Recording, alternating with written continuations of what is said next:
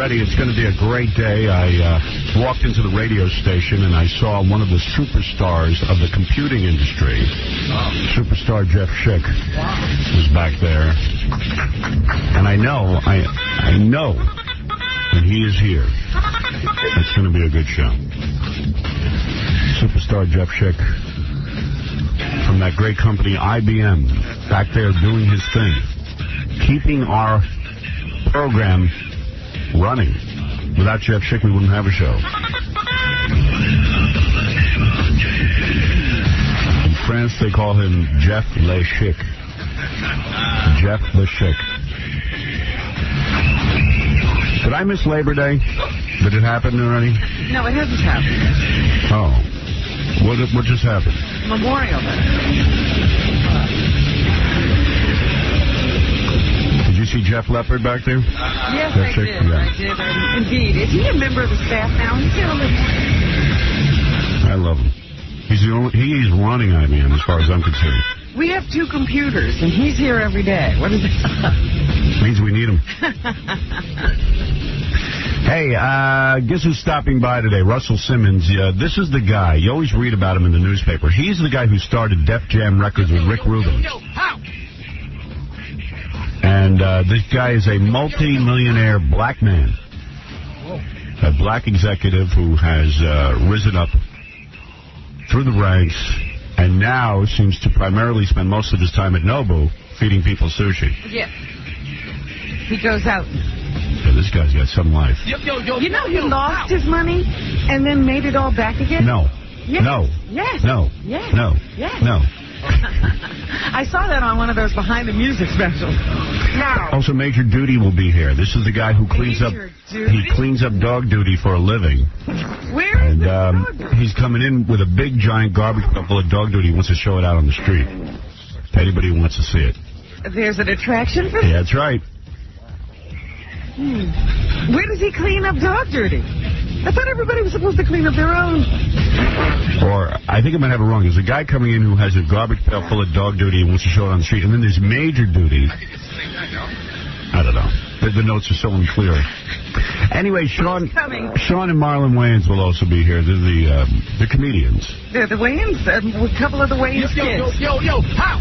2 black gentlemen who have risen up through the ranks. Here we go. Become multi-millionaires. You know, there must have been like 10 or 15 kids in that family. And they're all multi-millionaires. They're all funny. You lost it. You got a friend.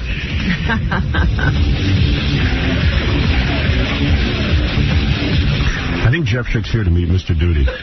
He wants to see the dog duty. Yeah, he came in for that. Hey, that's his problem. Guy wants to show it on the street. Right. Jeff's going to probably be down there if anybody wants to meet Jeff Schick with Major Duty. All right, we have so much to get to that I hesitate to say another word. I'm going to take a quick break, and then I'm going to get to everything. And by the way, just so you know, Baba Booey informed me this morning that after yesterday's show, the losers were offered 3 recording contracts with major labels. By who?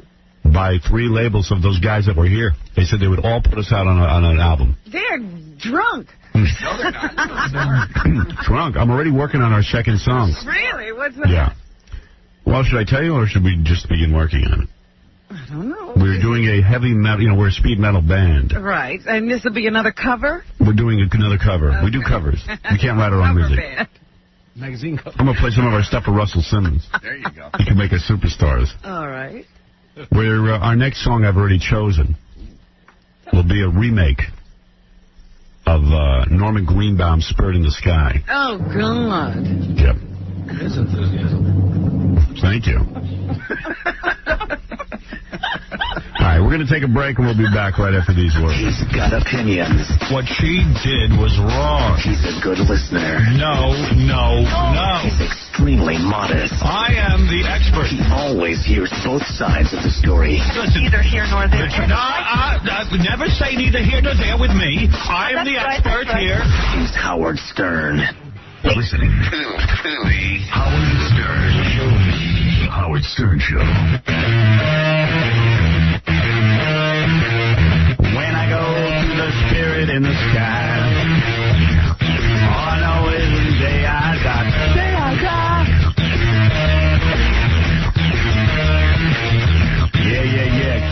off of the field. Somebody was telling me, this shows you how few people watch the David Letterman show. I hadn't heard about this. Somebody told me that David Letterman got his face bit by a dog the other day on his show. And nobody? No, I don't even see it in the newspaper. What? How do we learn about that? Well, listen, some guy wrote me a note. Maybe the guy's full of it. No, I hadn't heard that. All right, maybe the guy who told me was just making up something stupid. There's a new movie out with a chicken, an animated chicken, called Escape or something. No, Chicken Run. Chicken Run. And it's getting very, very good reviews. You know what? I had seen the trailers in movie theaters, and I was strangely intrigued. Yeah, well... The Wallace and Gromit guy. Yeah, I don't like Wallace and Gromit, and I don't like talking chickens. I know, it was ridiculous, but I said, I do want to see it. But maybe it'll be good. All right, now, the most pathetic display of the week so far, because we're only into Wednesday. Yeah, it could be topped. It could change, is this Sharon Stone, this monster, who... Monster? Right. Sharon Stone has been trying to have a baby with her husband. And I don't know what Sharon Stone does for a living anymore. I think she shows up to movie premieres. She goes to parties. She goes to parties. She's a socialite, I guess, because I don't see her in that many movies. Is she in? Exactly. And they say superstar. Yeah, Like Sharon superstar. Stone. Yeah, she spread her legs in one movie 20 years ago. Anyway, her and her husband, I guess, have been trying to have a baby. And they decided, that after many miscarriages, because no baby wanted to live in Sharon's womb, they decided to have a baby through adoption. She adopted the child, actually, of a girl who, what do they say? She was just a teenager who was pregnant. Yeah, a pregnant teen. I just don't know how she lined that up. She had a lawyer. She got in touch with a lawyer. Mm-hmm. These lawyers seem to be in touch with pregnant girls. Yeah, and superstar actresses. Yeah. So anyway, to make a long story short, she got the baby, and now she is releasing picture after picture of her with her baby, holding her baby. And it really reminds me of Mommy Dearest when Joan Crawford adopted children. Collected children. Yeah, and would use them in photo shoots. Because it's almost like doll collecting. Yeah. Here's my collection. Yeah, it's just so sad. I mean, the going to the movie premieres is one thing, but when you start to see the display of the young children, it's sick. There's a monster at foot. It's worse. It's as bad as Kathy Lee. It was really funny to read what her friends say about her. Mm-hmm. It was like, I've seen this baby throw up on her, and she's excited about it. Yeah, yeah. Well, the baby threw up on her because he realized who he was shacking up with. She made him sick. Yeah. He saw a movie. Yeah. So, again, I have to just say, shame on you, Sharon Stone. If you want to have a baby, keep it out of the newspaper. I don't need to see that. No, it's an Us Weekly article. Yeah. Well, now they release it all to the newspapers, too. That's how you do that. Do you think she sold the pictures, or do you think that she... I don't even think she sold them. All I know is she gave an article to Us Weekly about adopting a baby. There you go. Nothing is private anymore. Everything is open for public scrutiny. As a matter of fact, I was shocked in the New York Times today on the front page. They have these very, very private pictures of Al Gore and his wife. And they're in a photo booth. You know how when you're in college, sometimes you go into one of those photo booths? Thing and you make the pictures together. And they're very romantic pictures. You know, she's giving him a playful kiss here and there. And it seems to me so personal. And I don't know. It's like everybody's got to release this stuff to make themselves more human. But I'll tell you, the New York Times 2 days ago ran a front-page story about George W. Bush. And really, you get a little sick to your stomach because George W. Bush was one of the first baby boomers. He was born in that year where it was on the on the fringe of being a baby boomer, right before baby boomer things. So he's almost a baby boomer. He's not quite. He's a little bit out of the age range. And they talk about during the Vietnam War, while so many people were being arrested for civil disobedience, for protesting, because none of us wanted to go to the war. No one. They were talking about George W. Bush was arrested for civil disobedience, but because he stole a holiday Christmas wreath, because his fraternity was into a prank, a hijinks. Yeah, he was a goofball. And really what it was he was an establishment guy. He wasn't protesting the war. He was busy, stealing some wreath from a shopkeeper. He was a real party boy. A prankster. Yeah, a prankster. And I just wonder if he could relate to to anything real in life, when you're handed everything in life, how do these guys relate? I know, maybe I sound jealous that I wasn't handed everything in life. I certainly, Gary said, where were you born? I said, in Jackson Heights. And my mother talks about the rats in the apartment. I don't know how that affects a human being. Maybe for the worst. Certainly I'm a monster.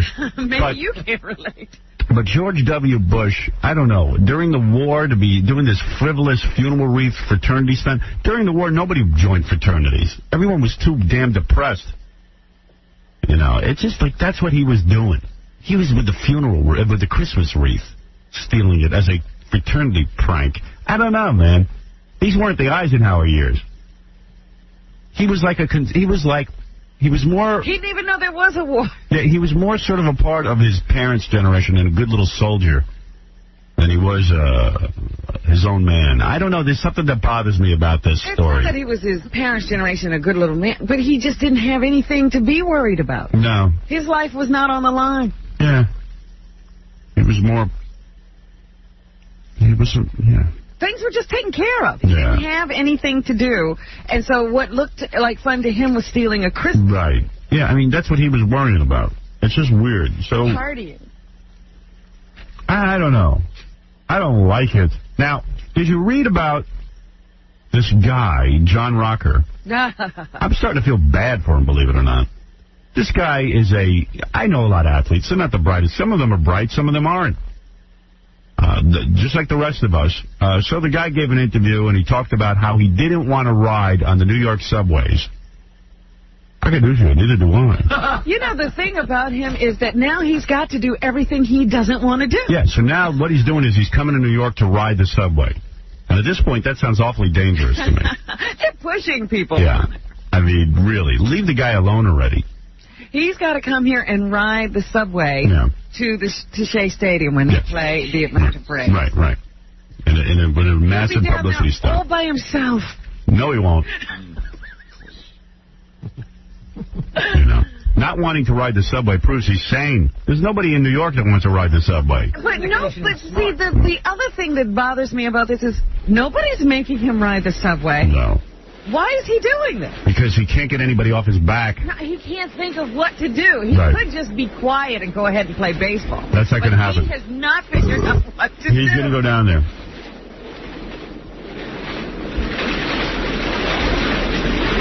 And they say that, Hillary Clinton's running for senator of New York. She's in a dead... They say? Yeah, allegedly. She's in a dead heat with Rick Lazio, who just entered the race a couple of weeks ago after Rudolph Giuliani pulled out. Hey, a guy we don't know. Mm-hmm. Smart. Smart when people don't know you. But what's cracking me up about this whole thing is now they're arguing about the gay pride parade. Rick has decided not to march in the gay pride parade. I don't know why. But Hillary is going to march. And so her people are saying, what kind of a message is he sending that he won't march in this parade? Right. Well, they're looking for anything. I know. Carol, you're on the air. Hello?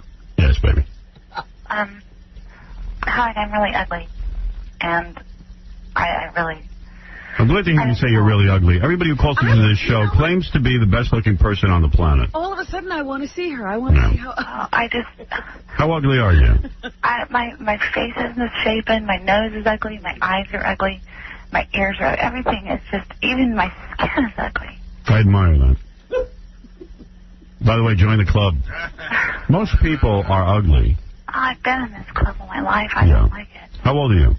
34. The only thing I can tell you is people tell me I've gotten better looking. Robin has said it herself.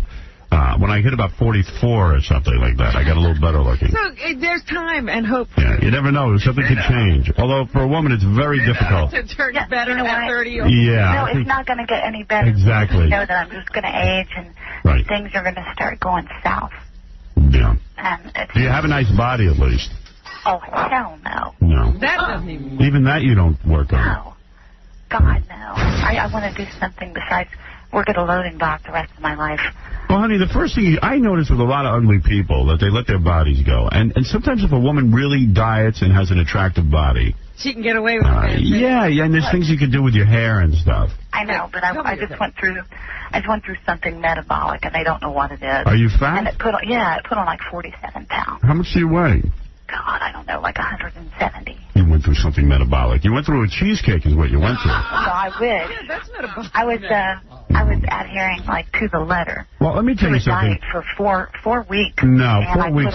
4 weeks No. you don't lose weight. Listen, I have 10 words for you. But I gained weight. I have some advice if you'd like to hear it. Sure. I have 10 words for you. Sarah Jessica Parker.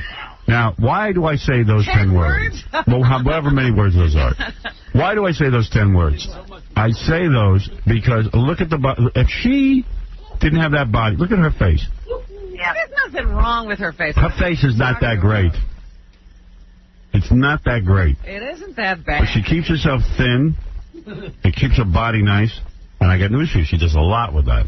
So those are the 10 words I say to you. Sarah Jessica Parker. Parker's a beautiful woman, and Well, he's whatever. leading My you. math skills are bad. I thought it was 3. Her face is the size and shape of Florida. What a beautiful state. But listen, she is a gorgeous woman. When I sleep with her in a second, has she done the most she can? You bet. So if you want to really succeed, Italy with a boot. the first thing you must do is lose. How much do you weigh? 170, you said? Yeah. You have to lose 70 pounds. How tall are you? Really short. Oh, my goodness. Oh, you're vile. Yeah, right now I'm not even oblong. How tall are you? Oh, 5'2", 5'3". Oh, my God. 175 foot 3. Can you You're imagine? perfectly round, aren't you? Yeah, well, dude, if you really want to be good looking, you've got to lose 70 pounds and then call me. And then we'll see what we can do with you. Get into the gym. Do you work? I work a real physical job. I work at a loading dock. Yeah, well, this is absurd. And I run 4 miles. And you weigh 170 pounds. Yeah. What you must be eating is could feed a nation of people. I've got my thyroid's all No, swollen your on one side of thyroid, my neck. and forget that thyroid baloney. You mean you have a goiter as well? Yeah, that's what I mean. No, No, I really do. You have nothing wrong with you. You. That's not a goiter. You probably swallowed a whole person. Yeah, it's a lump of food in your neck. I mean, you don't have an hourglass figure. You're built like a sundial. What is this?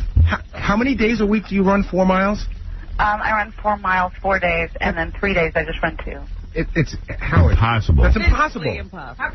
She's running 18 miles a week. That's what my doctor And getting said. fatter. He made me step on the scale 3 times in his office. And she's eating like from But 12 he didn't people. run with No, I'm not. No, that's impossible. I wish I were. At least I'd understand. Honey, if I spent a week with you, I'd know exactly what was going on. If she is awake when she's running, this is not possible. She's Right. sleeping and dreaming of running. That's right. And if you were running that much at your weight, your thighs would rub together and start a fire. Your whole, That's right. all your hair down there would burn up. Howard, she's doing 20 miles a week. Yeah. 4 days at 4 miles at 16, and then 2 Now, days. I know what you're talking about. I mean, if you eat out of control, I don't care how much you run. But she's got to be. I was on Atkins for 4 weeks, Yeah. and I gained 16 pounds, 16 and a half No, pounds the first 2 weeks. no. I'm not kidding. No. How you ran? And I adhered to the letter. She is lying. No, not even. All right, listen, I have no time for this. This is nonsense. Robin, is that medically possible? Because you always meet fat chicks who say, I have a thyroid. No. Not possible. She's not running. It is not possible because you have to, it's all about calorie intake. Your body doesn't hold on to weight that you don't have. It's a medical impossibility. Everything she has said belies her. She has a really physical job. Carol, why don't you really running? Why don't you admit? She's dieting. Why don't you admit that you're lying? I'm really not lying. All right, then I have to go. You're wasting my time. Yeah, that's it. That's what I thought. She's wasting my time. Come on. Not lying. Running 4 miles a day, eating Atkins. This sticks to it. Please. Exactly. ODB. Angelo, go ahead. Yes, how you doing, Howard? Letterman, Friday night, he did get bit by the dog, right underneath the bottom lip. He was doing the stupid pet tricks. Still does that same bit. Well, why get rid of something that works? Is it really working? No. Let's be honest. What is the trick that the dog was doing? he was catching a ball with the glove. The guy was tossing the ball to him. He threw him up in the air. But before the trick even took place, you know how Letterman likes to put his face into his dog and get licked all over and stuff? Yeah. Well, he was doing that, and accidentally stepped on the dog's tail, and it was like he jumped right at his bottom. He took like the whole chin of Letterman into his mouth. And then when he came back from commercial, Letterman was talking about how he's going to send it to how animals attack. Mm-hmm. All right. Did he bleed? Yeah, he did bleed, actually. He was bandaged? No, when he came back from commercial, he wanted to show everybody that he's actually bleeding, you know, like some kind of like sympathy or something. All right, whatever. Okay, thank you. All right, thanks, Howard. You're the best. Right. Bye. Well, what's most amazing about that story is that happened last week, Yeah. and we're just hearing about it. Yeah, that's what I'm saying. Nobody heard about it. Excuse me, I'm having a little trouble here. Let me set this next phone call up. Everybody knows John the Stutterer. We got him laid for the first time with a porn star. I'm not talking about Stuttering John. I'm talking about John the woo Stutterer. I gave him a trip to the Playboy Mansion. That's right. I forgot about that. That's right. And believe it or not, this is the saddest thing you ever heard. The guy has no friends. He doesn't have anyone to take. I got him a visit to the Playboy Mansion where there's a real party going on. Is this really true, John? Yeah, Howard. I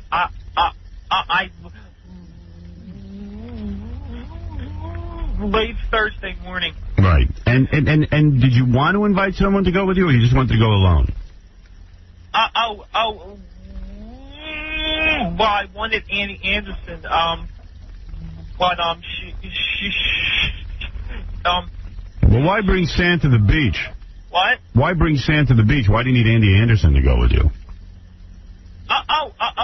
Well, because I'm sending you a party with tons of hot chicks. know the chances of getting laid there are nil. Anyway, sadly enough, this guy has no friends. He doesn't have a friend to take with him to the Playboy Mansion. And I heard this and I said, this is insane. Not that I'm going to, offer someone to go with him. You want to go with somebody you know. But can you imagine not having one friend? Yeah, my life sucks. Yeah. Sucks, Howard.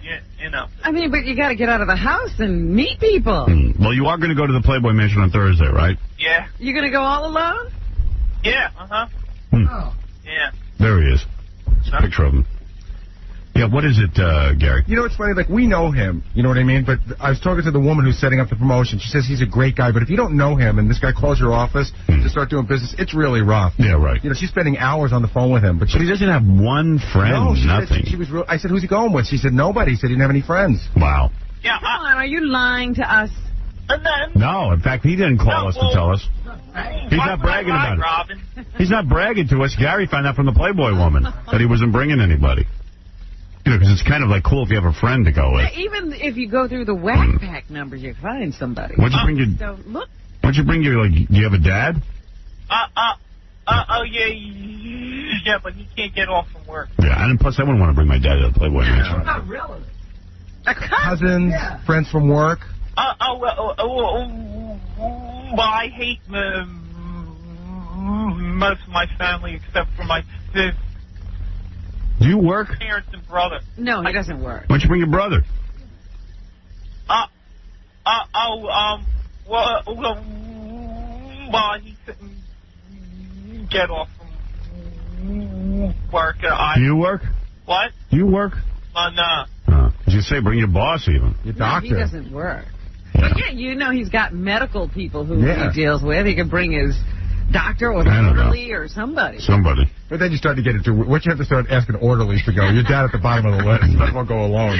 If you were somebody's brother, you take off to go to the play. Yeah, and what is it? We're sending him to one of those parties? Yeah, it's for politically incorrect. So that, like Bill Maher's having a party there to celebrate that. Some number show, but it's a party at the mansion. Yeah, well, Bill Maher will be getting laid. Yeah. That guy knows how to network. He's no better than you. Yeah, believe me, you're better looking than Bill Maher. Bill Moore's not a good-looking guy. Right. Yeah. You got a better rap than him, too. Yeah, I guess, yeah. All right, so listen, have a good time. You're leaving Thursday for California. How long are you going to be out there? A Thursday until a Sunday. Okay, so have fun. Enjoy the party. When is the party? Friday night? Oh, no, it's Thursday night. Thursday night. Oh, that's going to be great. Oh, you ought to take your buddy Ralph. Yeah. Yeah. You know what's so sad, Howard? You can tell, like, when inside there is a guy with a sense of humor, you know, inside that body, but it's so long for him to get to it, it's hard for him to be charming with a woman. Right. Yeah, right. Yeah, right. Yeah. I mean, I go to nightclubs, but when I approach women, they run for the hill. Really? Right, But wait a right. second, now with the internet and stuff, aren't there, like, chat rooms for fellow stutterers? Aren't there female stutterers that you might be able to date? The stuttering amongst females is very rare. Rare, I know. Yeah. It's mostly a guy Those thing. girls are taken. Yeah, Yeah. they're the cream of the crop. Yeah, and the most of the female stutterers I've seen are pigs. Right. All right, listen, good luck at the Playboy You Mansion. should be alone. Do me a favor and call us and give us an update Friday and tell us what happens with you Thursday night, all right? Sure I will, Howard. All right. And I'll let me just say that you four are the Led Zeppelin of radio. Oh, thank you. All I right. love you. Thank you very much. Love you too, and have a great trip. And I hope you have some happiness out there.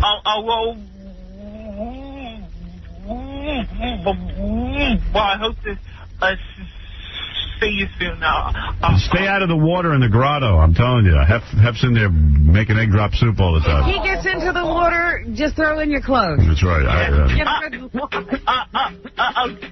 Just the one. Uh-oh. You can't get off the phone with this guy. All right, quickly. He has no friends. Last thing, Howard. I'm Quickly. like a King Crimson fan, and I liked your version. Thank you very much. All right, listen, have a great trip, and we'll speak to you as soon as you go to the party, and let's find out if you meet any chicks. Well, thanks so much. All right, I get You it. win money with this trip? Much, Howard. Yeah, you know what's going to be funny? You know, I hope he doesn't end up, like, just standing in a corner at the Playboy That's Mansion. exactly what's going to happen. The update on Monday will be, what happened to you, Don the Stutterer? Nothing. Yeah, well, I like his optimism. Something could happen. Maybe he'll meet, like, a Jamie Bergman or something. Yeah, All I right. doubt that. Well, that came through loud and clear. All right, good luck. Well, Okay, goodbye. well, thanks, Howard. Bye, Howard. Bye, John. Okay, bye. John the Stutterer. One more thing. Yeah, it's just like, wait. You know, then you're like, oh, my God, not more. All right, I'm beginning to believe he has no friends. All right, here's something interesting that you'll want to know about. Imagine you were adopted when you were a kid, and you only dreamt of finding your real family. And you know if you're adopted, you kind of like, you just pray and wish that maybe your family is going to be really great, or maybe it'll be someone famous or rich or the King of England. You know, you find out you're really a prince. And you're the result of some star-crossed love that was incredible and just couldn't keep you. Well, there's a guy on the phone whose name is Steve, and he was adopted, and he went to find his family, and he found out that he's related to our own stuttering John. Stop it! Yeah, so we're talking about. Serious? Yes, he's like a third cousin or something. But are you very, very disappointed, Steve? No, not really. And now what I should tell you is Steve is also a stutterer, and now is afraid that it's a genetic thing in the Melendez family. What is it, John? Well, my father stutters. Yeah. You know, so Your father stutters? I didn't know that. Yeah, he has a little stutter too. Right. Yeah. So, Steve, when did you find it? What happened? How old are you? I'm 25. All right. And when did you find out that you were adopted? When you were a little kid? Yeah. I've known my entire life. Right. Do you have hemorrhoids? No. No. John, can you sit up straight, or is it impossible? I could, but I do have like a couple of bumps today. Yeah. Oh, what's doing in that butt? All right, Steve, I mean, he sits sideways because his butt is so irritated. He comes in and lies down on the couch. Dude, you're a young guy. You shouldn't be having all that going on in your ass. I don't know what it is. Yeah, well, I do. He sits like a model. Yeah, you sit like a supermodel. He looks like he's flirting with you. Yeah, you coming on to me? I'm like a coquette. You're very coquettish. Do I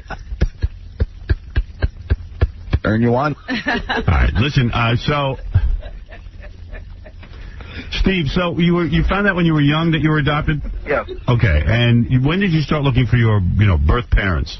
I never started looking. A couple days after my birthday this year, my birth mother emailed me.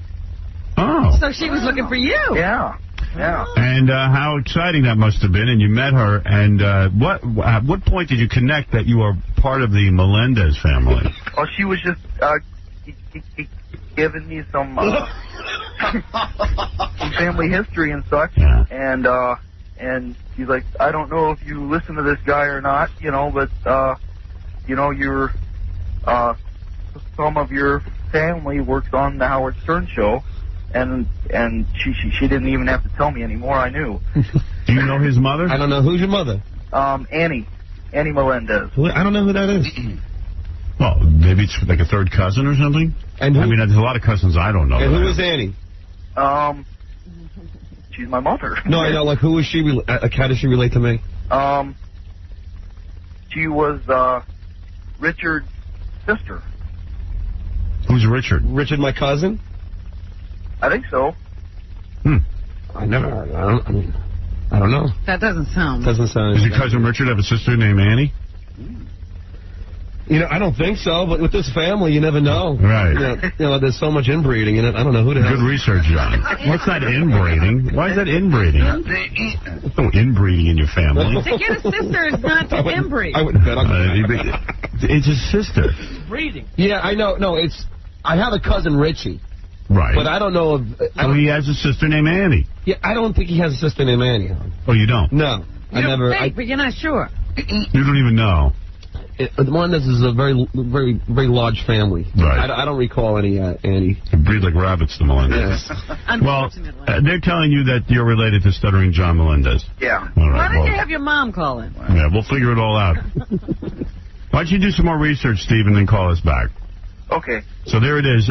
Could you imagine you go to find a family and you find out you're related to Stuttering John? Genetic lottery. Genetic lottery. And you yourself are a stutterer. Whoop-de-doo. Wow. Get some of that Melendez money. Yes, Buster, go ahead. You're on the air. Yeah, what's that? What's that? Man, I got something to say about What's that? Lila Arcieri. What? Lila Arcieri. Yes. Man, I would lick the salty perspiration from her butt in Well, that is the... after an hour and a half. That is the... shut up. That is the black... An hour and a half of Thai boat class. Listen, get in line. This is a beautiful girl. She's on Son of the Beach. She's the black girl on Son of the Beach, Jamaica St. Croix. Any chance of her doing a Playboy spread? Like Who, Lila? Yeah. I don't know. She thinks he's better than that, I think. She has a calendar. Yeah, but I think Is she naked in the calendar? No, I think it's bathing suits and stuff. I think she thinks she's going to be doing Shakespeare or something, but I don't know. Some chicks won't do nudity, and everyone has a price. Everybody does. Yeah, I don't want to disrespect her or anything, but she is wow. That's not disrespectful. Well, let me tell you something. Well, you sound like her type. You probably could get her. I'm in Toronto, man. You could probably get her. Oh, for real? Yeah, sure, why not? Yo, I'll hook you up with the email picture, man.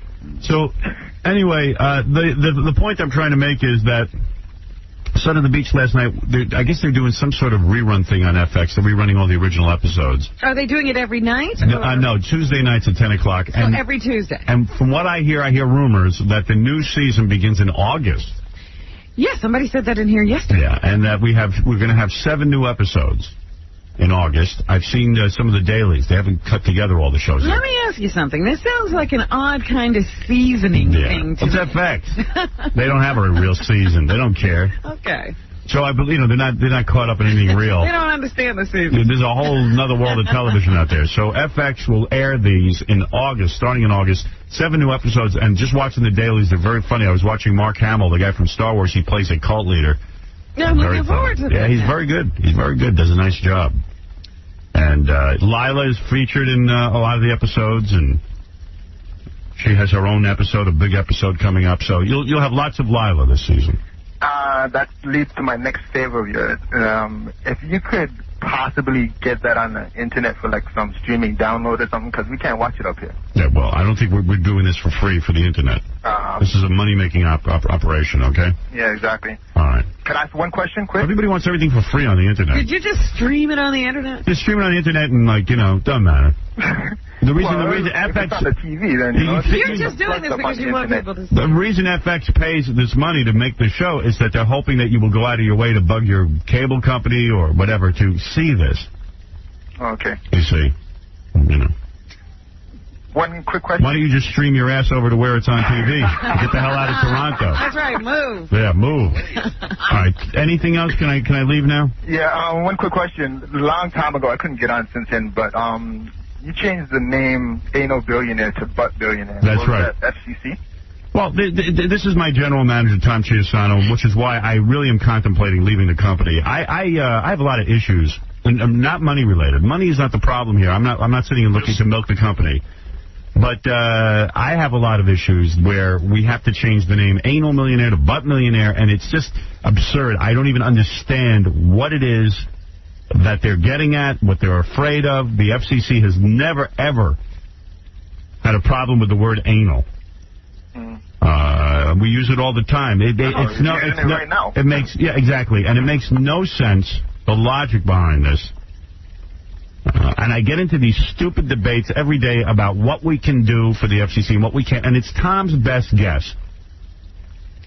And really, sitting and arguing with Tom has taken me, it has taken all the fun out of radio. It has drained me. I am exhausted. I've told Robin this. I'm exhausted from it. Not from the show. I love doing the show. I love coming here and talking to you guys every morning.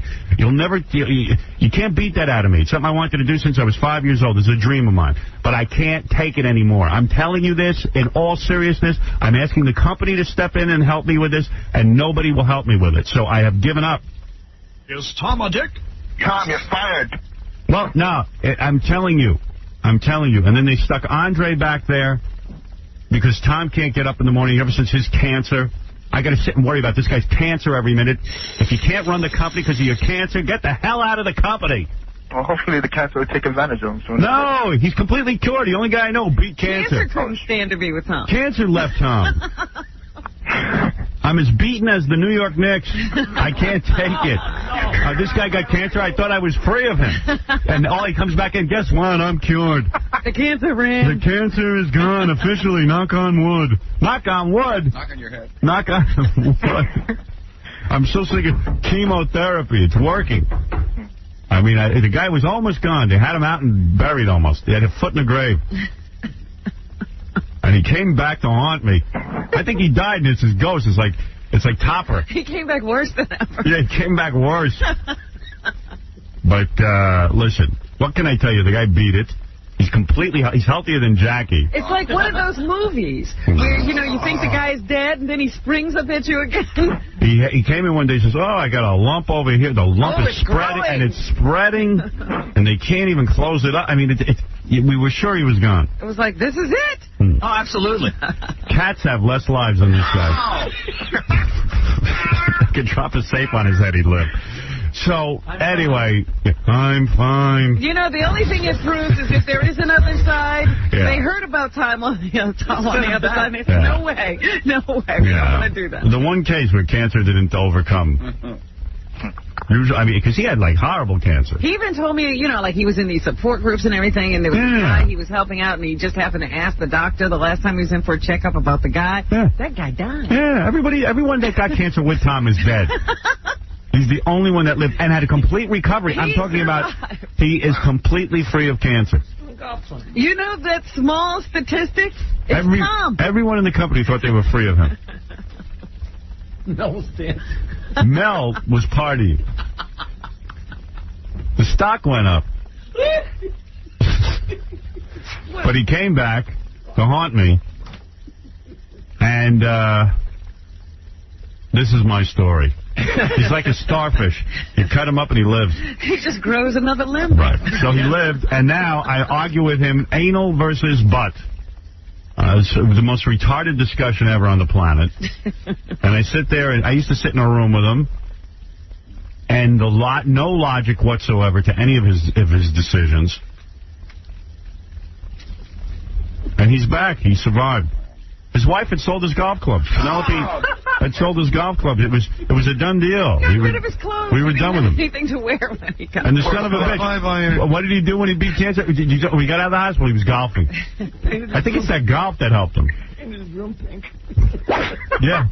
Yeah, they had painted his room pink. Penelope had redone the whole house to a very feminine house. Got rid of his room. Yeah, there's no man around the house. Might as well go feminine. Where are my clothes? Honey, we really didn't think you were coming back. Where are all my clothes? What do you mean if there's Salvation Army? Where's my golf club? $2 for the shirt.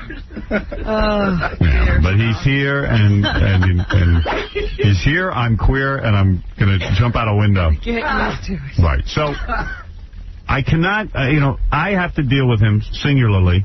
He never allows anybody else into these discussions. And I sit there and battle, and I'm tired of it. I admit it. I'm weary from the battle. He's worn me down with he wore out cancer. He beat me. He beat me. Now I don't even complain anymore. I can't take it. The two of them back there overwhelm me. And I'm the only guy in the company that gets censored, believe me. It's absurd. And this is so much free speech in America. So much free speech. Bull. BS. P.S. It's BS. Yeah, so can I hook you up with the email with my picture for her? No. You're not going to go out with Lila. Believe me, none of us get to go out with Lila. Lila came up to my house for dinner. I didn't get a thing. She didn't even kiss me. Well, she's respectable, man. Respectable? Everyone's respectable when it comes to me. Well, you're a hook nose, so we expect. Oh, now I'm really not helping you out. You wanted his help? What do you mean I'm a hook nose? What's that? Yeah, I've been watching. I've been listening ever since I watched your movie still. So that movie must have really increased your ratings. Absolutely. It was incredible. I was like, who's gonna watch this stupid movie? When I saw you on Letterman, and I saw it, I was like, oh, okay. I started listening ever since. So it's kind of cool, man. What are you, a Puerto Rican or a black? I'm black. Are you related to John Melendez? All right, I have to go. Yeah, cool, man. Bye. Bye. Yo, how? I had her over my apartment. She didn't even look at me. Ate my food and left. All right, we're going to take a break. Russell Simmons is here. If you want to hear how a brother becomes a multimillionaire, then loses his fortune, and then remakes his fortune. Yo. You're gonna hear it next. If you want to learn how to become a wealthy man. This man is an entrepreneur. Yeah, and he's married to the hottest chick. He thinks she's a genius, by the way. You think she's a genius? Looks at her and he thinks she's a genius. Yeah. Everything she says, he takes to heart. Right. He says that she walks into a room and deals have been made just because she's there. Yeah, and Pamela Anderson's Einstein. Yo, how? All right, It's so funny about it. Let me take a break. Well, maybe we'll learn something this morning. I doubt it, but maybe we'll learn something. We'll be back right after these. The Howard Stern Show. Here's Howard recording one too many live commercials. Hey, Vegas, I shouldn't be doing these hokey spots. You know what?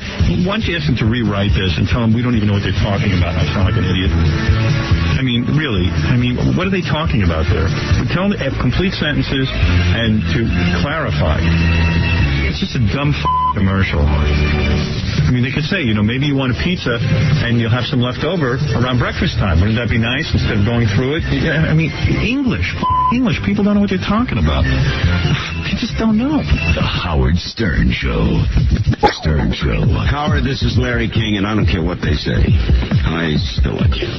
Howard, it's Larry King, and despite what they say,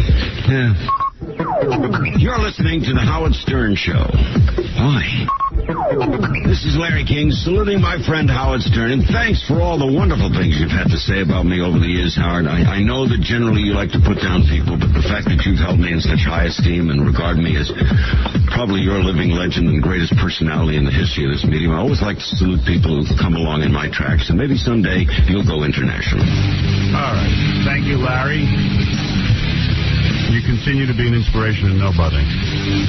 Hey, by the way, I want to applaud Newsday, the newspaper here on Long Island. It says Long Islanders of the Century. Evidently, they have a series where they once a week pick a Long Islander of the century. And in today's Newsday, Howard Stern is a Long Islander of the century. Of the century. Of the century, Robin. Last one or This century.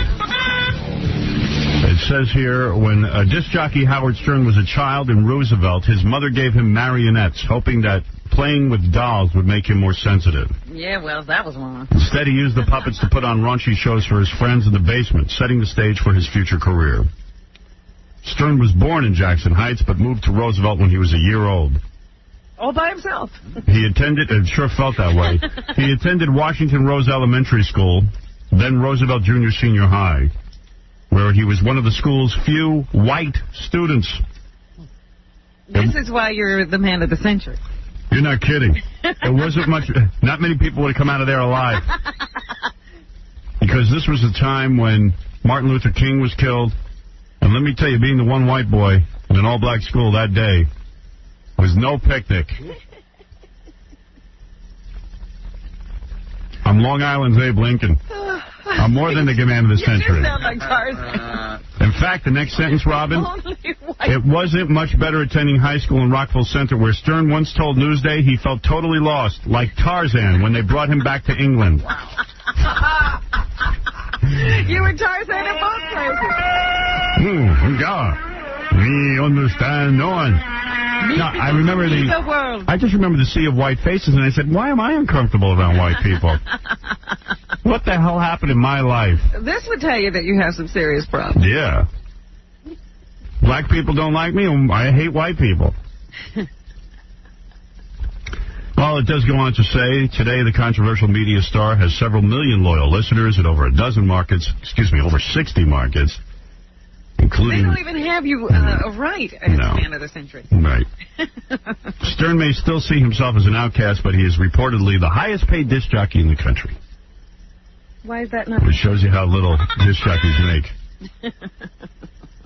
I'm no Russell Simmons. Stern resents being called a shock jock, claiming that he never intentionally set out to shock anybody.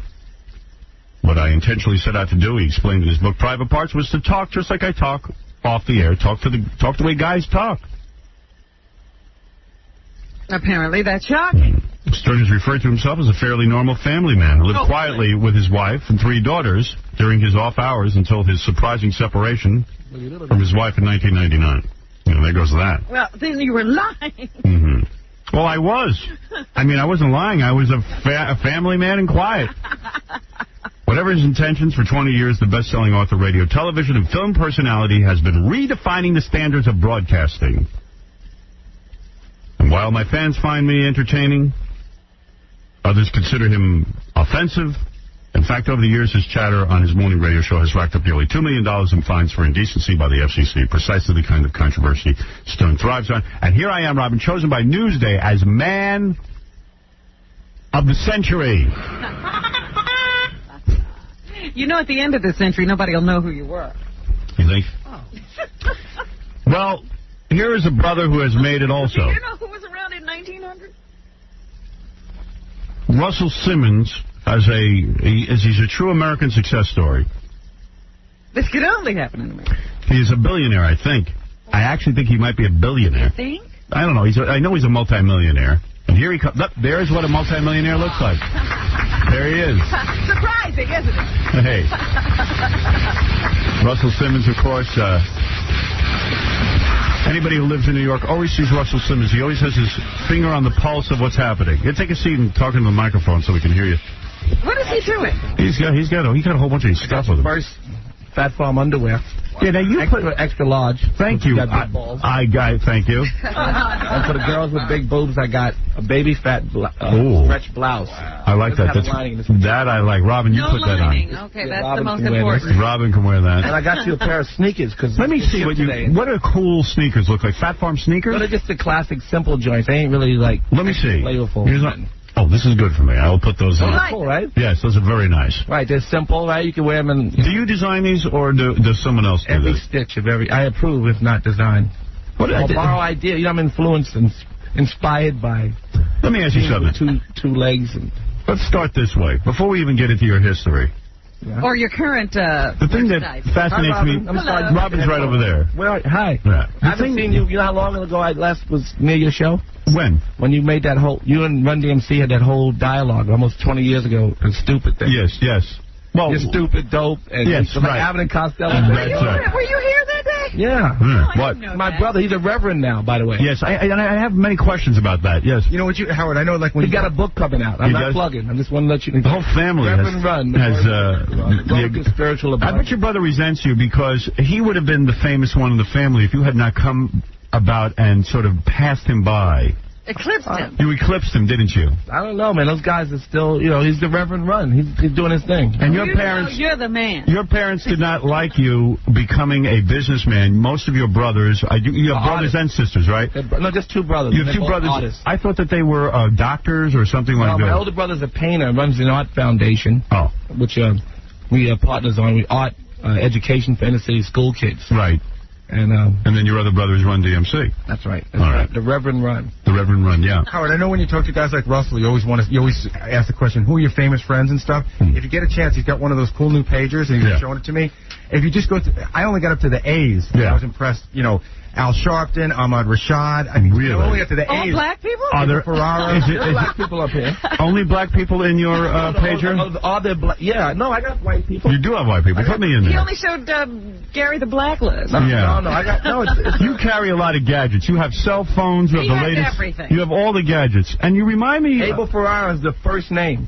Oh, there you go. Then I have a good friend, Al Malnick's here, and then Al Branch, Al Sharpton, Alan Houston, Alan Grubman, the lawyer. We're honoring him at my house. Really? What is it, Gary? For the foundation. One cool white person he showed would be Pam Anderson. You have Pamela Anderson's home phone number? Alan Patricroft, a venture capitalist. I got a lot of Allens. What are you worth? Be honest. Ananda Lewis, she's black too. Are you a billionaire? Huh? Are you a billionaire? No, I'm not a billionaire. You're a multimillionaire. I guess. Well, let me ask you this. Yeah, I'm not as rich as you, Howard. No, that's not true. Now, come on, let's be honest. Let's be real. You're very real. Keep it real, please. Now, let me ask you this. You were Anna Wintour. You were one of the... who else you got in there? Famous people. Arnold Schwarzenegger. You have his home phone number? Yeah, he's in... How do you know Arnold Schwarzenegger? I'm just giving you, strange names. Do you ever call these people, or you just keep those names in there to impress people? Your pager, and this is like an email fax machine, really. Yes. It does send phone calls as well, but... Rick Rubin has the same thing. You guys are so much alike. Well, Rick is my man. Are you still friends? Yeah. They love each other. You and Rick started Def Jam Records together, right? Correct. You were both... Bob Pittman. I'm talking about big ballers. Right. You have his phone number. Do you throw parties, private parties with these people? Yes. I'm having July 29th. We have it. The event just sold out, so it's great. But it's Tommy Hilfiger and Alan Grubman are being honored at my house in the next week. Why am I never invited to the vice president at my house? The Vice President Al Gore. Why am I never invited to your parties? Am I an embarrassment to you? You're invited. I am. I've never been invited. You don't go out that much. Well, I can't go out during the week. He goes out now. I can't go out during the week. He goes out now, right? Now he goes out. You're like my 360 hip-hop. Yeah. You became single and people raced to hang out with you. Yes. And that's what happened. My server went down. Yesterday I had all the press in front of me, and I pressed the enter button. Yes. And we went up, 360hiphop.com. Yes. And that's why I'm here to talk about that. I'm supposed to, but it crashed because of the number of people that came. Yes. And I guess they weren't expecting the traffic. And you're like that as a single man now. Well, no. It's not that. It's just that I can go... No. It's like hot right now. I can go out. A lot of the gold... See, you know what you don't have? I have models and actresses. You have strippers a lot. No, I don't. Girls around you. I wish I did. You're surrounded by those kind of girls. No, I'm not. And they're more obvious. You have it. And Howard's rich. Wait a second. You have it wrong. Now admit you're lying right now. Admit you're lying. I don't have strippers around me. No, not around you always, I'm saying, but you have that kind of vibe. A girl always take off the... That's why I bought you that top, the baby fat top. Let me talk to you. Slow down. No. Slow down. I see you out all over the place. And you not anymore. I'm married with a kid. No. I don't mean with... You're with your wife. But I'm saying you have... I'll see you at Nobu, the Japanese restaurant. And you'll have a table of 10 or 15 people...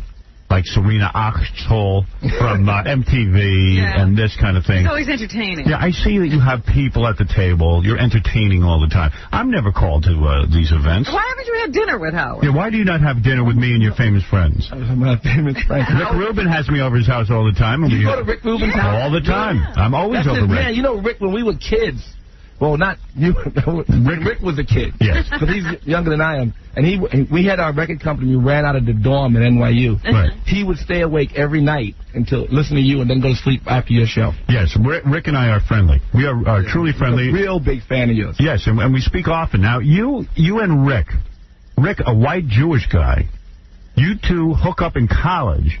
What college was that, NYU?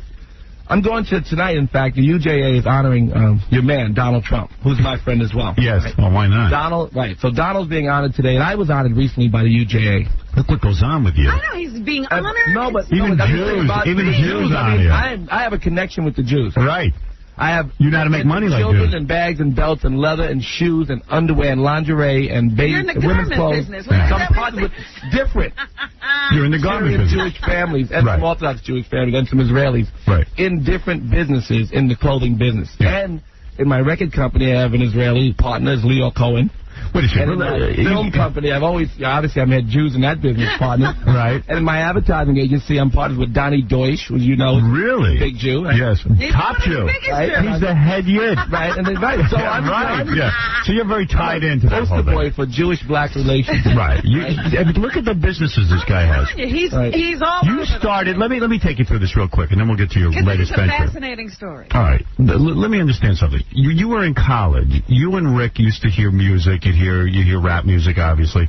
And you put together a record company while you were in college. No, he was in college. I was already in the rap record business. You were. I started when I was in college, it's true, but I was 79. And how did I met Rick in about 83, 84. And what made you think you had the balls to start a record company? I mean, we didn't have to have balls, or brains. Right. The thing was, we just liked the music. We put a few $1,000s down a piece. Yes. And we put out the records. We didn't have any books. We didn't know how to. How did you distribute?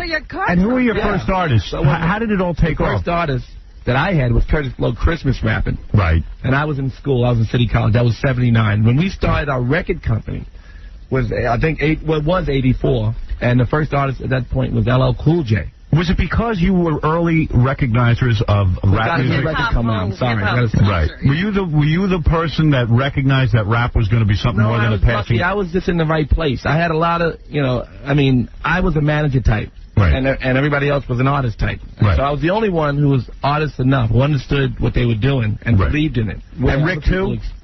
Rick came along later, 5 years later, but Rick Rubin, when I met him at a club called Danceteria. Yes. You remember Danceteria? Yes. I met Rick there, and he was a member of a band, the Beastie Boys. And he was also a producer. Rick was a member of the Beastie Boys? That's right. He was the DJ Double R. Really? That's right. DJ Double R. Yeah. Rick Rubin. Yep. Wow. Oh, I didn't know he was in the band. I have a picture of Rick Rubin that he had. Why did he leave the band? A red Puma suit. He and the Beastie Boys. I could blackmail all 40. But I don't. Red Puma suits and red Pumas. Yeah, but that's something that people don't know. I'll keep it real. Go back to your denim. And they went back to their jeans. So he left the Beastie Boys to hook up with you. No, to exploit him. He became the partner. Right. And he, became the other guy. The other side of the fence, which is what I've been blamed. Really exploiters of those. So Rick Rubin became that. He was an artist, really, Oh, I see. He went on tour and performed in front of Madonna. No, I didn't know that. Rick Rubin performed in front of Madonna, just so you know. Really? That's right. I didn't know that. So you guys form a record company, and at some point, I don't know how many years later, you sell the record company for what, like $90 million? $130 million. $130 million. Because you and Rick split, right? Rick left. Rick said he started his own company. He did. Split up Def Jam. No, he left. I got he kept all the rock bands, which were, Slayer and a bunch of other bands, and successful, Black Crowes. Right. Why did you? He started Def American, and I kept Def Jam. Why did you split up? You were successful together. Because he was doing all this rock and roll, and Def Jam has a logo and an image and a certain thing that it was trying to do, and it was mostly, hip-hop music. It was all hip-hop music. I see. So he went into L.A. and he started producing. He did the Less Than Zero soundtrack, and then he got the bug to make more rock records. I see. So when you guys split up, there was a tremendous amount of money to be... Not that much at that time. No. So we figured it out. It was not that difficult. How old were you when you first became a millionaire? Oh, I don't know. You must have been, you were... In your 20s, right? Yeah. Wow. I was definitely in my 20s. Is making money easy for you? I mean, it just comes natural? Well, because you lost a bunch of money and were, almost on your butt, and then you I lost money at record companies. It's funny. It's like, they make a lot and you lose. When you're a partner with them sometimes, it's like they give you your half, but that's after they make the manufacturing fee and the distribution all of a sudden fee you and owe the them overhead money. fee. Right. So you were getting wiped out. They make money every year and you're losing money. But they give you a little bit of an advance. And, and when you went into the clothing business, and when you go into the clothing business and all that kind of stuff, I lost a lot of money in there in the beginning. You did. But now you make now the company earns about $365 million a year, someone said? No. Fat Farm's going to gross $200 million this year. It's going to gross $200 But last year it grossed 60. So think about that. I mean, it's really growing. Yes, so Fat Farm is successful. About 11, 12, 13%. That's because people want to dress like you. Huh? They want to dress like you. Well, I don't know. Look at this shirt, Howard. This is nice and baggy. I would wear that. Yeah, it's a simple plaid linen shirt. It's a Fat Farm shirt. That's it. So this is and movie business and you're in everything. Not anymore, man. I made Nutty Professor 1, and we're doing a soundtrack, and I still get a check, but not a big check. Wait a second. Nutty Professor 1 made. They didn't pay me nothing. What are you talking about? You are the producer. I know, but Nutty Professor. No. What do you mean they didn't pay you anything? You're made a lot of movies, man, and it's just tough. They don't give Wait a second. Wait a second. Like you got to be the artist to make money. Hundreds of millions of dollars. Or you got to be like Opie or Brian Grazer, like a really established and get you a piece of the grub. Ron Howard, you can call Opie still to this day. Hundreds of millions of dollars. Hundreds of millions of dollars were made in Nutty Professor, and you were the producer. I got a check for like a fee. How could you write a deal? My royalties are still not, How could you make a deal like that? Because, I was partners with these guys, and they were great. I was partnered with Brian Grazer on Nutty Professor. Have you said to him, where's my money? No, he said that, there's no profit yet. Oh. He and Universal had partners. You're caught up in a whole thing. Oh, my God. No profit. Sue. No, she didn't. Film people say, what do you mean you didn't make raw? They laugh at me behind that. I don't understand. Did you make $2 million from it at least? No, I got a $600,000 fee. That was it. A $600,000 fee. I got it this time, though. I didn't get credit. So at least this time I got another fee. Yeah. And I didn't do nothing. I didn't follow Eddie Murphy. You didn't have points in the film? You didn't have points, gross points? Adjusted gross points. Adjusted gross. Okay. So that was not one of your better deals. Did you make any money in your film? In Private Parts, well, I made money writing the book. And then they signed me to do the film. That's true, but you're right. That's right. You don't get big percentages. All right, so now so far we don't know how you have money because all you've told us is you lose money. Yeah. So far all you do is lose. We make money in something, but mostly it's tough. It's not. It's tough out here. Yeah. Now you were one of the first black people to move to the Hamptons. Well, the white section. Yeah, the white section. Oh, I didn't go to Sag Harbor. Yeah. Now how was that received when a brother? Well, I moved in next to the Jews, so it was okay. Yeah. Were they freaking out that here the white Hamptons? I mean, this had to be a terrible blow. He's coming with his rap records. Yeah. What do you have? A mansion out there in the Hamptons? I got like a little country house. A compound, he probably has. No, I got a little country. A country house. Let me tell you, the other day I My wife got me swans. Wait a minute. Listen to this. That's Kimora got me. I got to say this. I got swans for Father's Day. Two giant swans that float around in my pond. Just float around. Why did you get... Well, wait a minute. Like they're electric. They just go back and forth. That's beautiful. The other day, I'm at a car dealership picking up my car, and this guy comes in, and he's talking, and he's carrying on, and he's talking to the guy, and I'm like, there's something about this guy. Who is this guy? And, he's talking about all the cars. He's got the new Volvo convertible. He's just tried. I'm not a car guy. I got a Volvo convertible. Excuse me. I wasn't giving you that. He was there to pick up the Range Rover. That's my driver. He's a wealthy man. That's my driver. I grew up with Kenny. Yes, he's with me now, actually. I was just hearing about all your cars. I don't have a lot. I'm not a car guy. Either you have a big... The Reverend Run has cars. My brother has many cars. Really? He's got Reverend Run has a Bentley. Reverend Run. Yeah. No, he doesn't. Reverend Run drives around in a Bentley? He has a Bentley. He and Donald, the only Why did you who own limousines. Let me ask you something. And he's got a Mercedes 600. So the Reverend has cars. He's a very wealthy man. Huge house. The Reverend, he does very well. Reverend Run is very wealthy. He's pretty wealthy. Run DMC still generates a tremendous amount of money. No, they tour all the time. They make a lot of money, but he makes money, all kinds. He's a Reverend Run. He does weddings. What does he do? What does he have, a church or something? Serious. He has Zoe Ministries. He works with the Bishop Jordan. They're making big money. Weddings? The Reverend tells me, I ask him about his money thing. You know, his book speaks about money as well. Right. He says, you know, you pay a dentist to fix your spirit. I mean, your teeth, and you should pay. And they believe that. He's been called the Black Billy Graham, hasn't he? All right, wait a second. So let me understand something. Why did you get married? I mean, you were dating supermodels. All the time. All the time. You talk about the women you dated. In fact, I have a list. No, this list is not. Whatever it is. Hold on. What do you mean it's not true? I married the ultimate supermodel. But right. You married a woman. You married a woman named Kimora. Kimora. All right, Kimora. You were 34 when you got married, right? So I met her when I was 8 years old. All right. How old was I then? 8 years ago. 34. That's right. So she was what, 17? She was 17. I saw her in the Mary McFadden show. She's a baby. I went to every show she was in. Is it wrong for a 34-year-old man to date a 17-year-old? I got permission from her booker and her mother. Really? St. Bart's Are you kidding? Yeah, that's right. See, right away you went to St. All Bart's. her girlfriends were fronting on me. All of my everybody backstage at Tyra's and because I was her best friend and Naomi. And all. Are you afraid that the women are after you? Are you afraid that these models are after you for your money? Well, I'm married now. The money's gone. Right. Did you sign a prenuptial agreement when you got married? My wife? Yes. No, I wouldn't do that or discuss it. I wouldn't do that. You would not do that? Discuss it, even. Oh, man, no wonder they took you on Nutty Professor 1. I mean, are you kidding me?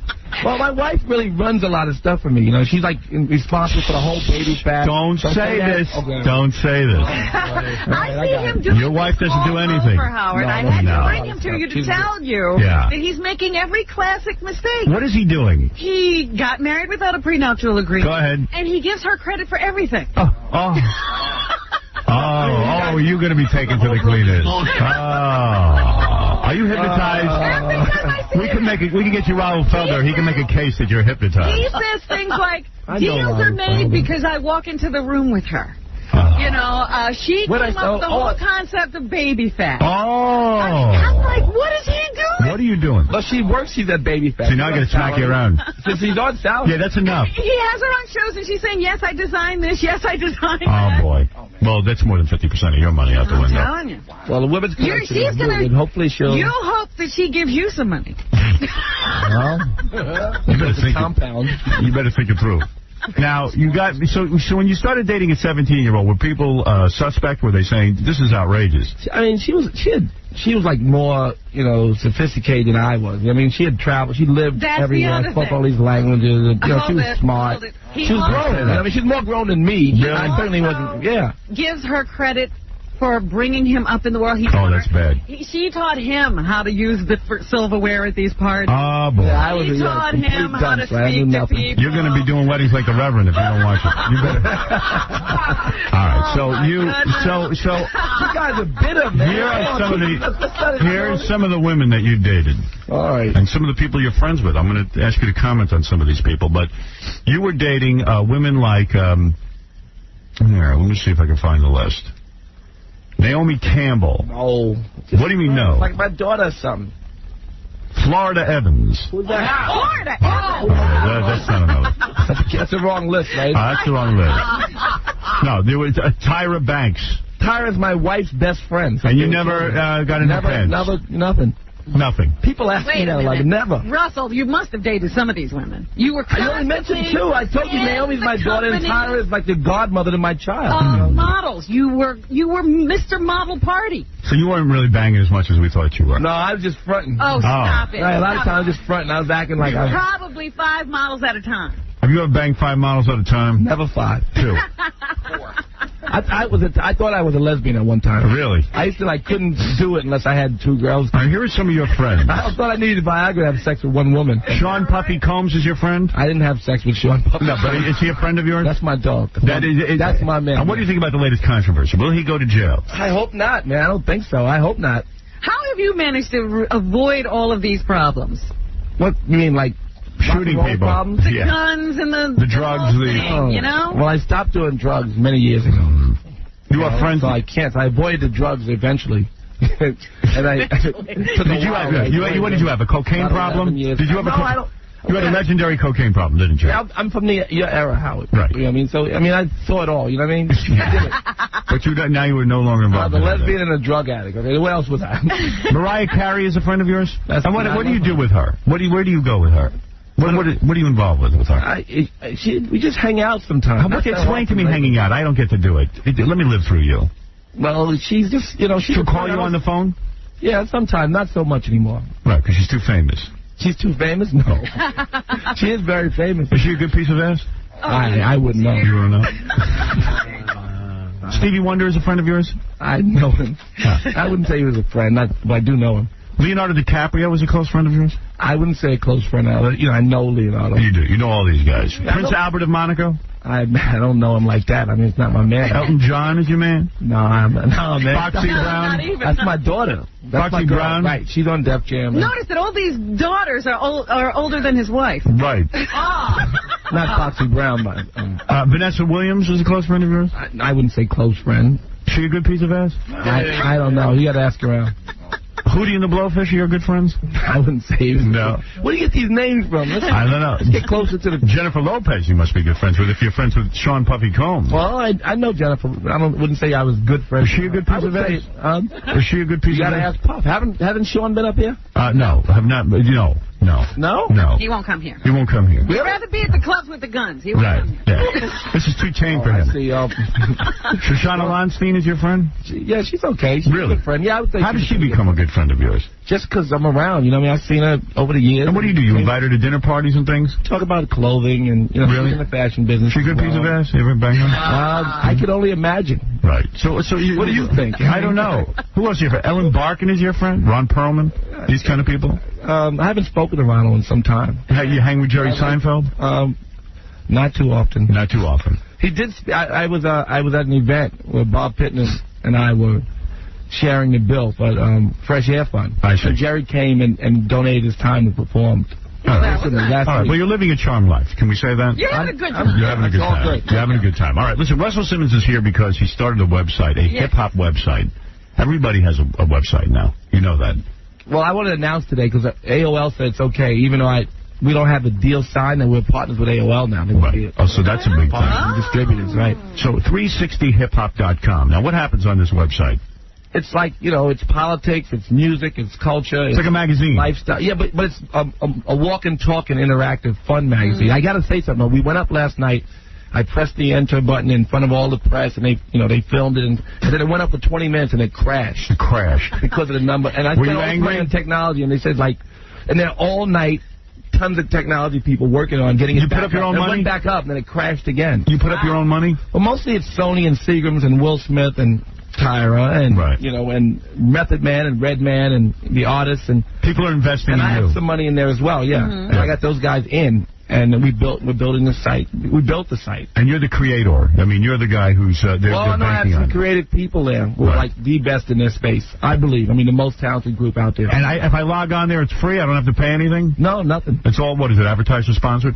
It's sponsored by, but it's really about brand. We have an advertising agency. Right. And that agency is an important part of this process because, you know, Levi's lost, I think, $3-4 billion because rappers said so.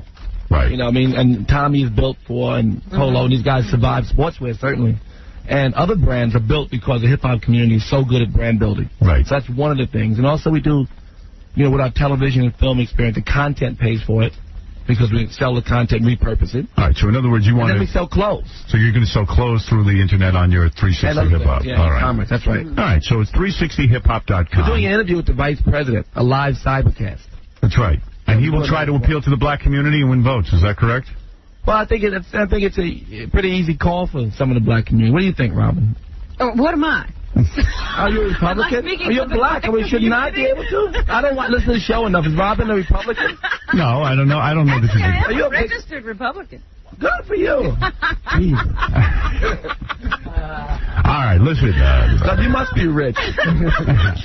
Must be nice. So, Fat Farm is available at Macy's, and coming this fall, look for baby fat lingerie.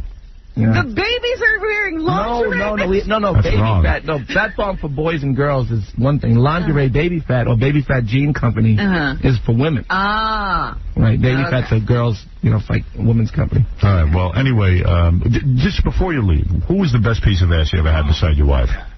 Beside my wife? Yeah.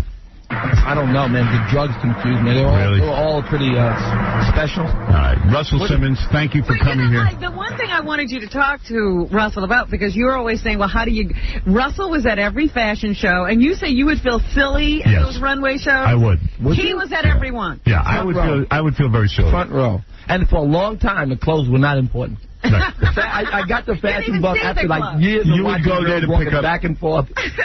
You would go there to pick up a men's fashion show in my life. I can admit that to you. You would go there to pick up women.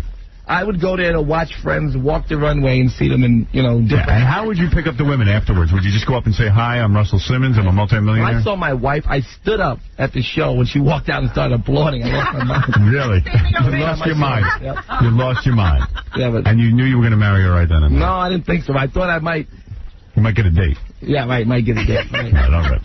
Anyway, Russell, it's a great success story that you have, and good luck with 360hiphop.com, and thanks for coming to visit us. And we're going to take a break, and we'll be back right after these words. Howard. Here's Frank Gifford. I just want you to know, Howard, that Kathy and I have said a prayer for you. All members of the Howard Stern Show cast have their own individual fans. Ma'am, you want to yell at Robin? Yeah, I want to yell at Robin. Why? Because she's a malicious, vicious bitch. And with a cackle. Really feel? All she knows how to do is cackle. And put her nose up in the air and roll her eyes to the back of her head. Oh, dear. Really? You're mad at her? How dare she talk to Fred like that? What did I say to Fred? You talk about a marriage you don't even know. You've never been married. I wasn't talking about marriage. You are a stupid old woman. And I don't know who put you up to this. You're a stupid old woman. All right, come on. Watch your language. Let her talk. I wasn't talking to Fred about his marriage. I was talking to about Fred's relationship to us, you dodo. You're too dumb to listen to this program. Listen, you fake-haired bitch. Yeah, right. You got a lovely mouth, Grandma. Coming in. You and that one tooth flapping in the breeze. No, I don't have one tooth. I have all my teeth. I'll bet you do. The people have spoken, and they have no teeth. It's the Howard Stern Show. Jackie Way Too Many Hannigan Marling and 4 Olio joke CDs and cassettes are available at the warehouse. Or call 1-800-323-KING. Thursday, June 29th, the Rascals by the Shore in Ocean Township, New Jersey. Visit jokeland.com. All right. Thank you.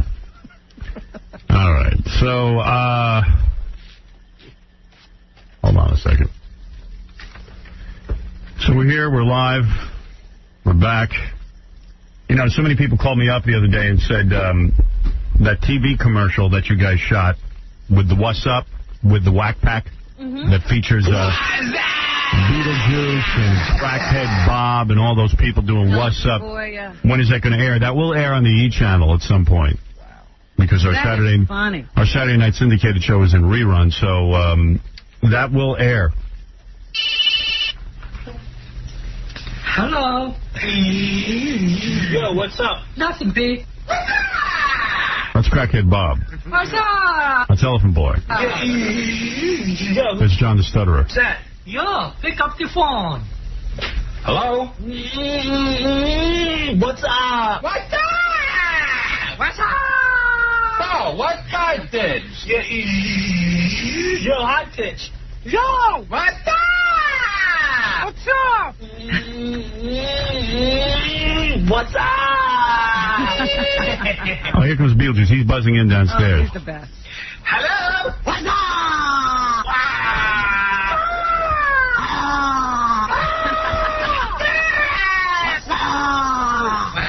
What's up?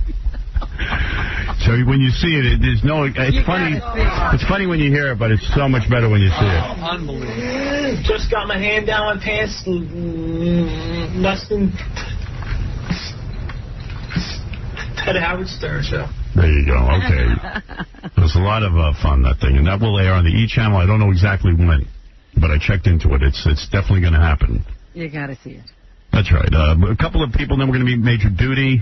Let's I get to still some... don't understand it. I'll tell you in a minute. Major Duty has a major business going on. Josh, go ahead. You're on the air. Hey, what's going on, Howard? I can make strange noise with my privates, and I just wanted to make that public.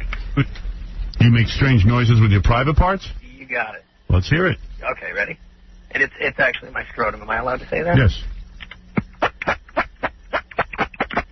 That's fantastic. Is that neat? You want to stand on the street and do that? Not really. Yeah, my fans might want to see that. We're thinking of putting together a summer concert series. Oh, God, I can definitely provide a rhythm section. All right, thank you. Let's go to Mike. Mike, you're on the air. Hey, Howard, how you doing? Hey, boy, he's not. Okay, let's go to... You know what? You better... I don't know what you better do, but I'm getting a lot of reports. No, I don't care. All right, I bleep that off. Okay, let's go to... Getting tons of sightings. What are you going to do? You got to live your life. All right, let's go to Joe. Joe, you're on the air. Yo, Howard, what's up? Yo, what's up? What's up? My relationship, John, but I'm from his hometown. I have no idea what he just I said. didn't hear a thing. No, I'm not related to Stutter and John, but I'm from his hometown. Yeah, what can I do for you, Joe? What's that? What can I do for you? Oh, I think you might be interested in knowing who I think the biggest piece of ass is you ever had on E. Who would that be? All the years. Well, who do you guys think? Fred's wife? No, she comes close second. On E, the biggest piece of The biggest from all the years. So Robin Razinski. Oh, she's the best. Can't get this girl out of my head for 3 years. Who was the hottest chick we ever had on the E channel? No, she's not even famous. That's why I wanted to know who. I'll tell you who I think you think. Okay. Probably that chick, the gymnastics chick. No, you mean recently? No. Who are you thinking? For 3 years he hasn't been able to get this. Remember Cindy Margolis? Cindy Margolis. Her friend? Yeah, her friend. Was she the biggest piece of ass? You guys prodded her for like 20 minutes to take off, and she got down to a bra and pants? I thought she was really hot. I don't know what happened to her. In fact, I spoke to Cindy Margolis.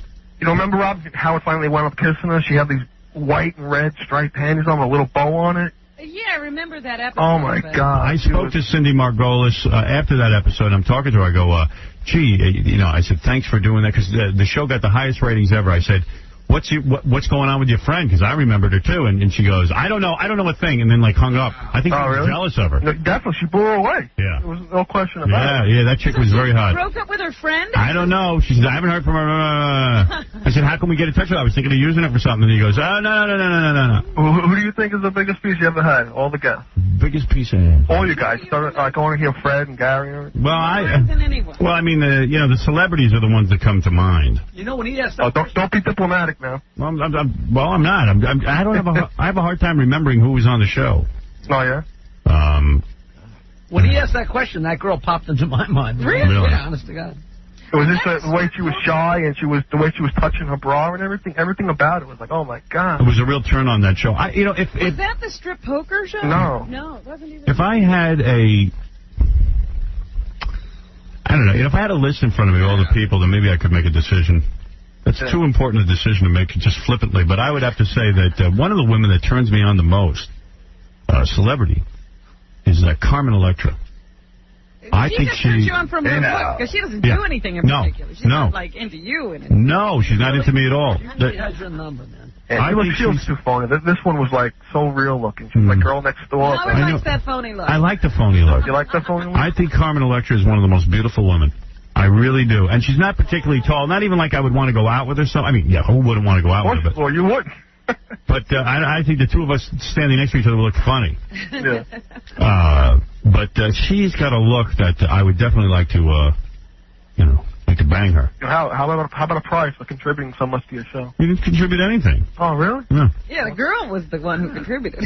And I've got a good prize to give away. I've got a trip to the WWF's King of the Ring pay-per-view this Sunday in Boston. Oh. I don't deserve it. For what? For saying that you think that chick was hot? Come on. All you guys agreed. I didn't think anybody would agree, Even Jackie agreed. He's like 80. Yeah. I don't know. You did remember the girl. Oh, come on, Hal. All right, you're going to the WWF's King of the Ring pay-per-view this Sunday in Boston. All right, how about that? Call your local pay-per-view provider. Hotel and air provided by Priceline.com. Congratulations. Thanks, buddy. All right, hold on. F Crazy Cabbie. Right. Nobody likes Crazy Cabbie. They hate him. Yeah, people just write nasty crap about him on the Internet. When we have him on, people call in. They don't want him on. I think he's very good. I like him. I like listening to him. I like to hear what he has to say. I think he has a good point of view. I don't think he's obnoxious. But everybody is disagreeing with it? Yeah, I can't think if it's just because we have like a guy who comes in and it upsets them. I don't know. Maybe it upsets the dynamic. I don't know, but they get very, very upset when we have Crazy Cabbie in here to hang out with us. Wow. But I know it's good for the show, and if I say it's good for the show, we do it. And I think he's fun. I'm shocked. Yeah. They hate him as much as they hate Ralph. Oh, dear. Yeah. It's weird, right? Have you noticed it too, Jackie? Yeah, and Ralph earns it. Right. I don't know why Cabbie gets that. Cabbie doesn't earn it. Cabbie's a good guy. I know John puts all the calls through every time. Yeah, a lot of email. He's 10 times more hated than Ralph. More than Ralph. Yeah. I mean, Ralph. Why though? What does he do? I think they just think he's like a WWF type of guy. You know, WWF. He's perceived as loud. Oh, loud. Like loud. Yeah, and you know, he's always doing this, but I don't mind that. I mean, I think he's got good stories. But there's no vulnerability. The weird rumor going around that I heard from a lot of different people is that you're grooming him to take over for you, or you've got other plans for him. Grooming him? Yeah. Why would you be grooming him to take over for Take over? Well, I'm not going to groom anybody to take over for me. If I leave, I'm out. But on the web, they think that he has, like, you know, naked pictures of you. No, I like the guy. He's a disc jockey who works here. Once in a while, you meet a guy who's got some personality. He's got some funny stories about the Gulf War, and he's constantly getting dumped by women. And he seems to be pretty open and honest about it. He used to be a crack addict, and he talks about it. Yeah, and the guy just got in major trouble with the radio station for playing his own records. It's not just fans, though, that tell you this. People, like, in the business will go, what's with, you know. I like him. I'm going to continue to put him on. I don't care. People think there's a hidden agenda. Tune out. People think there's a hidden agenda. There's no hidden agenda. He's not taking over the show. I would never even waste my time grooming somebody for the show. Why would you do that? Yeah, I mean, I'm going to help somebody take over my show. You know what, Howard? You're a great guy, but you're not that nice a guy. Right. You would never do that. No, I mean, I wouldn't even care. I got enough problems. I'm sitting groom a guy. How do I groom him? Am I a monkey? I think people are just looking for reasons because they can't figure out why he's on because they hate him so much. Yeah, I have him on only because I always enjoy listening to him. I can't figure out what he did to inspire all the hate. Yeah, but they do hate him. Yeah, he's universally hated. And he's a nice guy. I like him. Me too. Aloof, you know. Ralph's a pain in the ass. That I understand. Also, Ralph, I think, had a reason for being here when we started talking to him. Like, he was your style, so he was here, we'd bring him on the air, as opposed to having him just come on in. Yeah, people hate Ralph and they hate Cabbie, and they hate Cabbie more than Ralph. See, I like Cabbie, but I think that on the air there's a certain bravado he has that I can see. Yeah, but I like that attitude. Yeah, I can see why the people didn't like that. Really? I don't know. I like a guy with an opinion.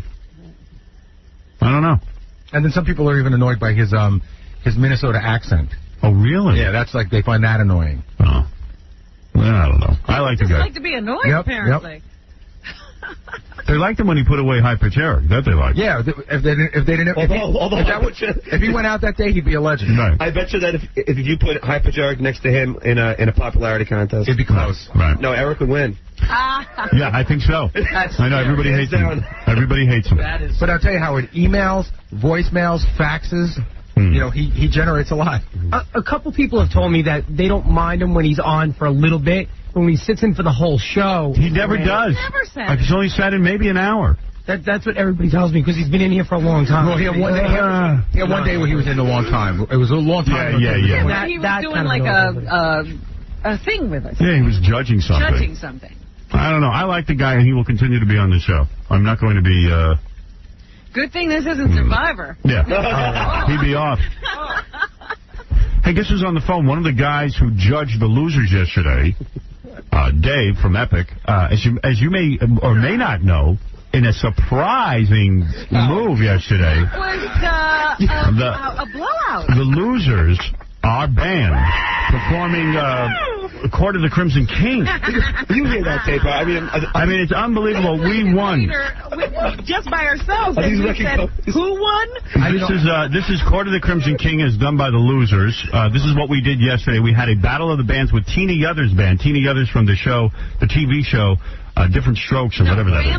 Family Ties. And her band's name is Jaded. Yeah. Well, I will tell you that here are the losers. Yeah. I've never seen a more stunned look. Then there were two guys in her band that were just stunned. I know. Here it is. These are the losers. Of course, it is not recued, as usual. We're losers. Yes, but we are losers. Let me get Dave on the phone. Dave, hi, you're on the air. Dave. Yes. Dave, is that you? Yeah. That's not Dave. Is that Howard? Yeah, it's him. Oh, it is. Well, Dave, talk up. You, Howard? Yeah. He's listening to his radio. Dave, turn off your radio. Yeah. How you doing? 20 years in the business. Dave, you sound stupid. Dave, you're making us look bad. That's me yesterday, too, but I'm not as stupid as I look. What is it, Dave? Okay, I just wanted to say, first of all, so it was great being on the show. Thank you for that. Right. And a lot of the people that we saw in the morning afterwards kind of agreed with us about our decisions. So we all felt good. Yeah, everybody seemed to feel we beat Jada. Did they hear this tape? Who did you see? People in the company. Walking around Epic, it was like, everyone listens to the show, and everyone agreed. I wonder how drunk Teeny Others got last night. Oh, man. Yeah, she wasn't happy. Yeah, but what can I say? What is it you want to say, Dave? What I want to say is, we were just thinking about it, and me and Harvey Leeds, my pal, we were saying, well, how come the Losers aren't going to go out and maybe play live somewhere? Yeah, well, we're not playing live anywhere. We're not up to that yet. It's not that kind of band. Yeah, They're like legendary. They what we never do, perform. our whole mission of the Losers is to beat celebrity bands.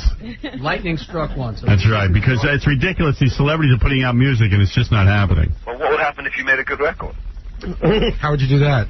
How would we make a good record? How would we make a good record? Well, who knows? I've only seen one song. Now, our next song, by the way, is going to be Norman Greenbaum's Spirit in the Sky, a speed metal version. That's a great choice. Thank you. You guys could be a great charity single, Howard. No charity here. Thank you, Dave. And by the way, thank you for voting for the Losers. Okay, I have a question for you. Yes. Did you hear my new record? What is it? The one that we gave you yesterday, Good Charlotte? I'll listen to it. Put it in your bag today. I'll listen to it. Okay, let me know what you think. All right, later. Okay, bye. That's Dave from Epic. Here are the Losers doing Court of the Crimson King. That ain't the right one from yesterday. Is that the one you did live or not? No, that's probably not. A rehearsal? I wonder if there's an idea you could tell him that he'd say wasn't good. All right, here we go.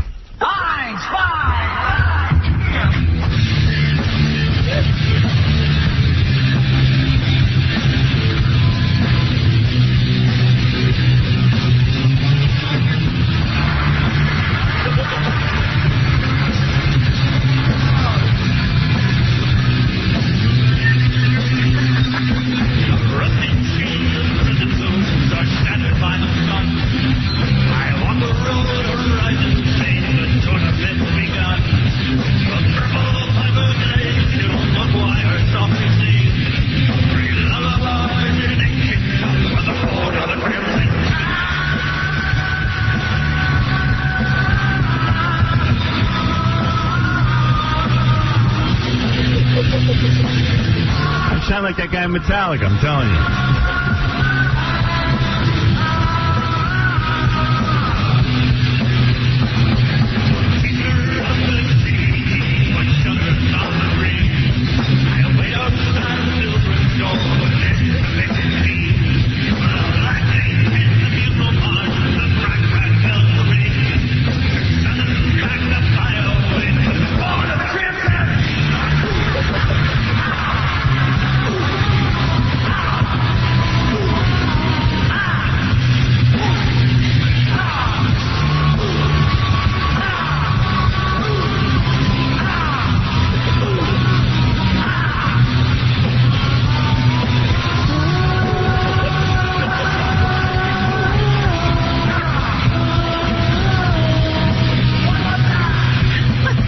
Sticks with you.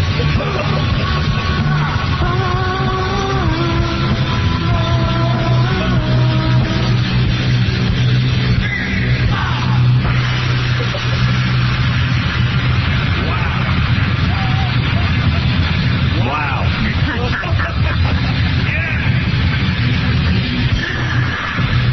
There they are, the Losers. We weren't done yet, Robin.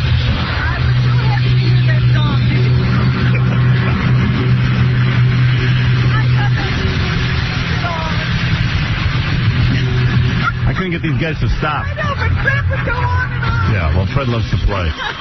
Turning on the judges. Now you should break all the instruments. Am I crazy? I think that's good. Why are you laughing? Oh, come on. We beat them. We beat them. You know what? I was saying at the end of it, you should break all the instruments so the other band couldn't play. I just knew you were going to lose. And we won. And honestly, it wasn't fixed at all. And by the way, here is Tina Yothers band. The verses were good. It was just the Ozzy guys. Well, I told you we should have gotten a DJ to spin, like to scratch during those parts. Yeah. Now's the time to think of it. Well, I listen. You think these two idiots, they call themselves musicians, could have figured something out? All right, here is Jade and Tina Yothers band. We beat her. And she practiced probably 2 times a day. Oh, yeah, they're playing all the time. Someone said she was crying out in the green room. I don't know. I don't know. She was pissed, really, Jackie? I walked back from the bathroom, and the camera was off, and she looked at me and said, "You guys suck." Yeah. He doesn't understand. Yeah, but music is different. It's like we had an energy. Yeah. You had energy, all right. We did. We definitely had a vibe going. Yes. We were fun. Oh, please, Jackie, they threw you out of the band. We were fun. Jackie was in a genie hat. Jackie had his shirt up with a genie hat. What did every judge say? Get rid of him. Yeah, get rid of Jackie. The guy said get rid of Jackie. And then Scott the engineer, we put a bag over his head with a big smiley face on it. You know what? Listening to that tape, he did good considering. Yeah, he did okay. He's not inspired, though. He doesn't do anything original. It was just serviceable. He right. did nothing special. Yeah. What he did by wearing the bag, his face didn't bring everybody down. Right.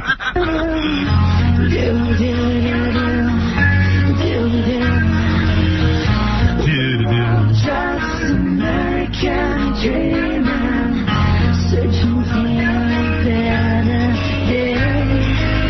Lying, cheating, stealing, and scheming. Ain't that the American way? We're all just American dreaming. I don't wanna go 65 and there's so much. We buried her. 3-0. I'd rather listen to us. It was a total upset. Well, you don't particularly care for that kind of music. Ask yourself this question. What? Right. Who would you rather listen to, the Losers or this? Oh, and the answer is simple. We won. You know what? It was funny because the judges all said about them that there are a lot of bands that sound like that. Yeah, a lot of bands that know how to play their instruments. And if you want a band that doesn't, you go to the Losers. No, I don't agree with that. Soul in the hands of fate, don't sit and wait for your fate. It's too long, procrastinate your time runs up your waistline. We're all just American dreamers. They came in here with their whole band, background singing. Yeah, but we had attitude. We were so much better. I'd so much rather hear our band. Yes, Matt, go ahead. Hey, Howard, how are you? Yeah. I want to find out, what was your inspiration for this song? Well, it's just a song that I used to listen to as a kid, and every time that we've been on the radio and I start singing, I start doing that. I start doing that part. Yeah, and next we're doing Norman Greenbaum, Spirit in the Sky, when we take on Dogstar, which is Keanu Reeves' band. They're going to circle around. Why Spirit in the Sky? Why King Crimson? I like that. Well, you have to have an answer. Because it's going to be... I'm going to go, yeah. It's going to be, when I go to the Spirit in the Sky, Spirit in the Sky, we're going to need it. It's going to be good. Wait till you see it. You should sing that through a megaphone or something. Don't worry about it. I already got it all worked out. You just simply play the bass and keep your mouth shut. You're going to have choreographed, right? Right. Like Bon Jovi, I call the shots. Yeah, you won't be standing there like a deer caught in a... No, I'm gonna choreograph it. And I'm going to have background singers. I'm going to really do it up. And we're going to kick Keanu Reeves' band's ass. Do you have any of their stuff? For Dogstar? I've heard them. We're going to kick their ass so bad. Are they as embarrassing as Jeff Bridges' band, or? No, they're a little better than them. Oh, yeah? Yeah. How about Russell Crowe? Russell Crowe is worse than Dogstar. Oh. Yeah, Dogstar's better. Yeah. We are going to beat his ass. Howard, I'm sitting in front of my building, and the hottest piece of ass is walking in. Your mom? Really? Wow. Say something to her. Man, you're never going to get her unless you don't say anything. He's just going to look. Absolutely right, you know, and that's say something. Don't fold. Just say, hey, listen, I'm talking to Howard Stern on the phone. Hey! Oh, God. That's not going to work. I got some guy looking at me now. Yeah. See if you can get him. Yeah. He's a little big. David Brenner and guys like that tell me that the only way to get chicks is you got to just, like, say stuff to them. But I don't know. He used to tell us that he could pick up a girl on the street at a stoplight. Yeah, but I don't think you go, hey! Like that, no. Yeah. You're a girl when you do that. Do. I look like a deer caught in the headlights. Right. All right, man. I got to go. I got to interview Major Duty. Give him hell, Howard. Right. Thank you. All right, so you're asking who is Major Duty? Yes, I am. Major Duty is a guy who came to our attention. This is a guy who, you're always trying to make money, and you're always trying to figure out a way to make a living. This guy, Major Duty, and he wears a major's outfit. You can hire him to come to your house if you have a dog and to clean your backyard with a pooper scooper. Oh. And he cleans the duty. Here he comes. And you can see he's dressed like a major. Oh, my God. He's Major Duty. Major Duty, sit down over there. Like a Marine. Yeah. I never pictured you to look like that. Just sit down. Sit down. No one cares about that.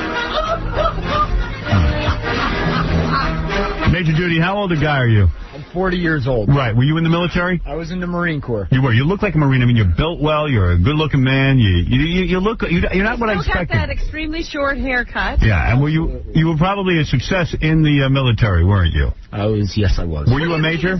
No, I was a sergeant in the Marine Corps. I could see that he would be like looked up to by other men. You're built well. You're built like an ox. Thank you. And you got out of the military. Were you in any wars?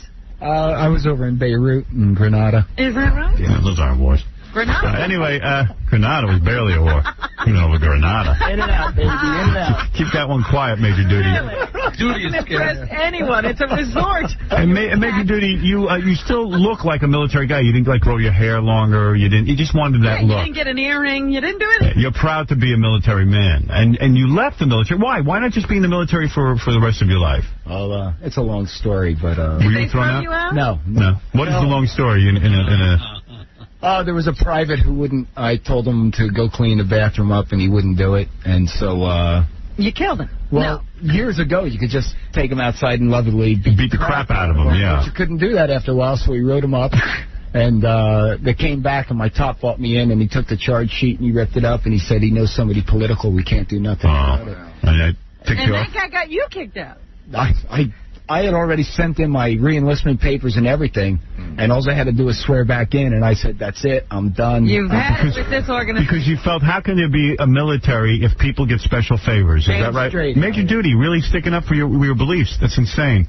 My wife thought I was at the time. Right, so you left the military. You left the military, and you said, gee, I got to now make a living. I'm not going to be a lifer. I thought I would be. Yeah. And suddenly, after being in the military all those years, how many years were you in?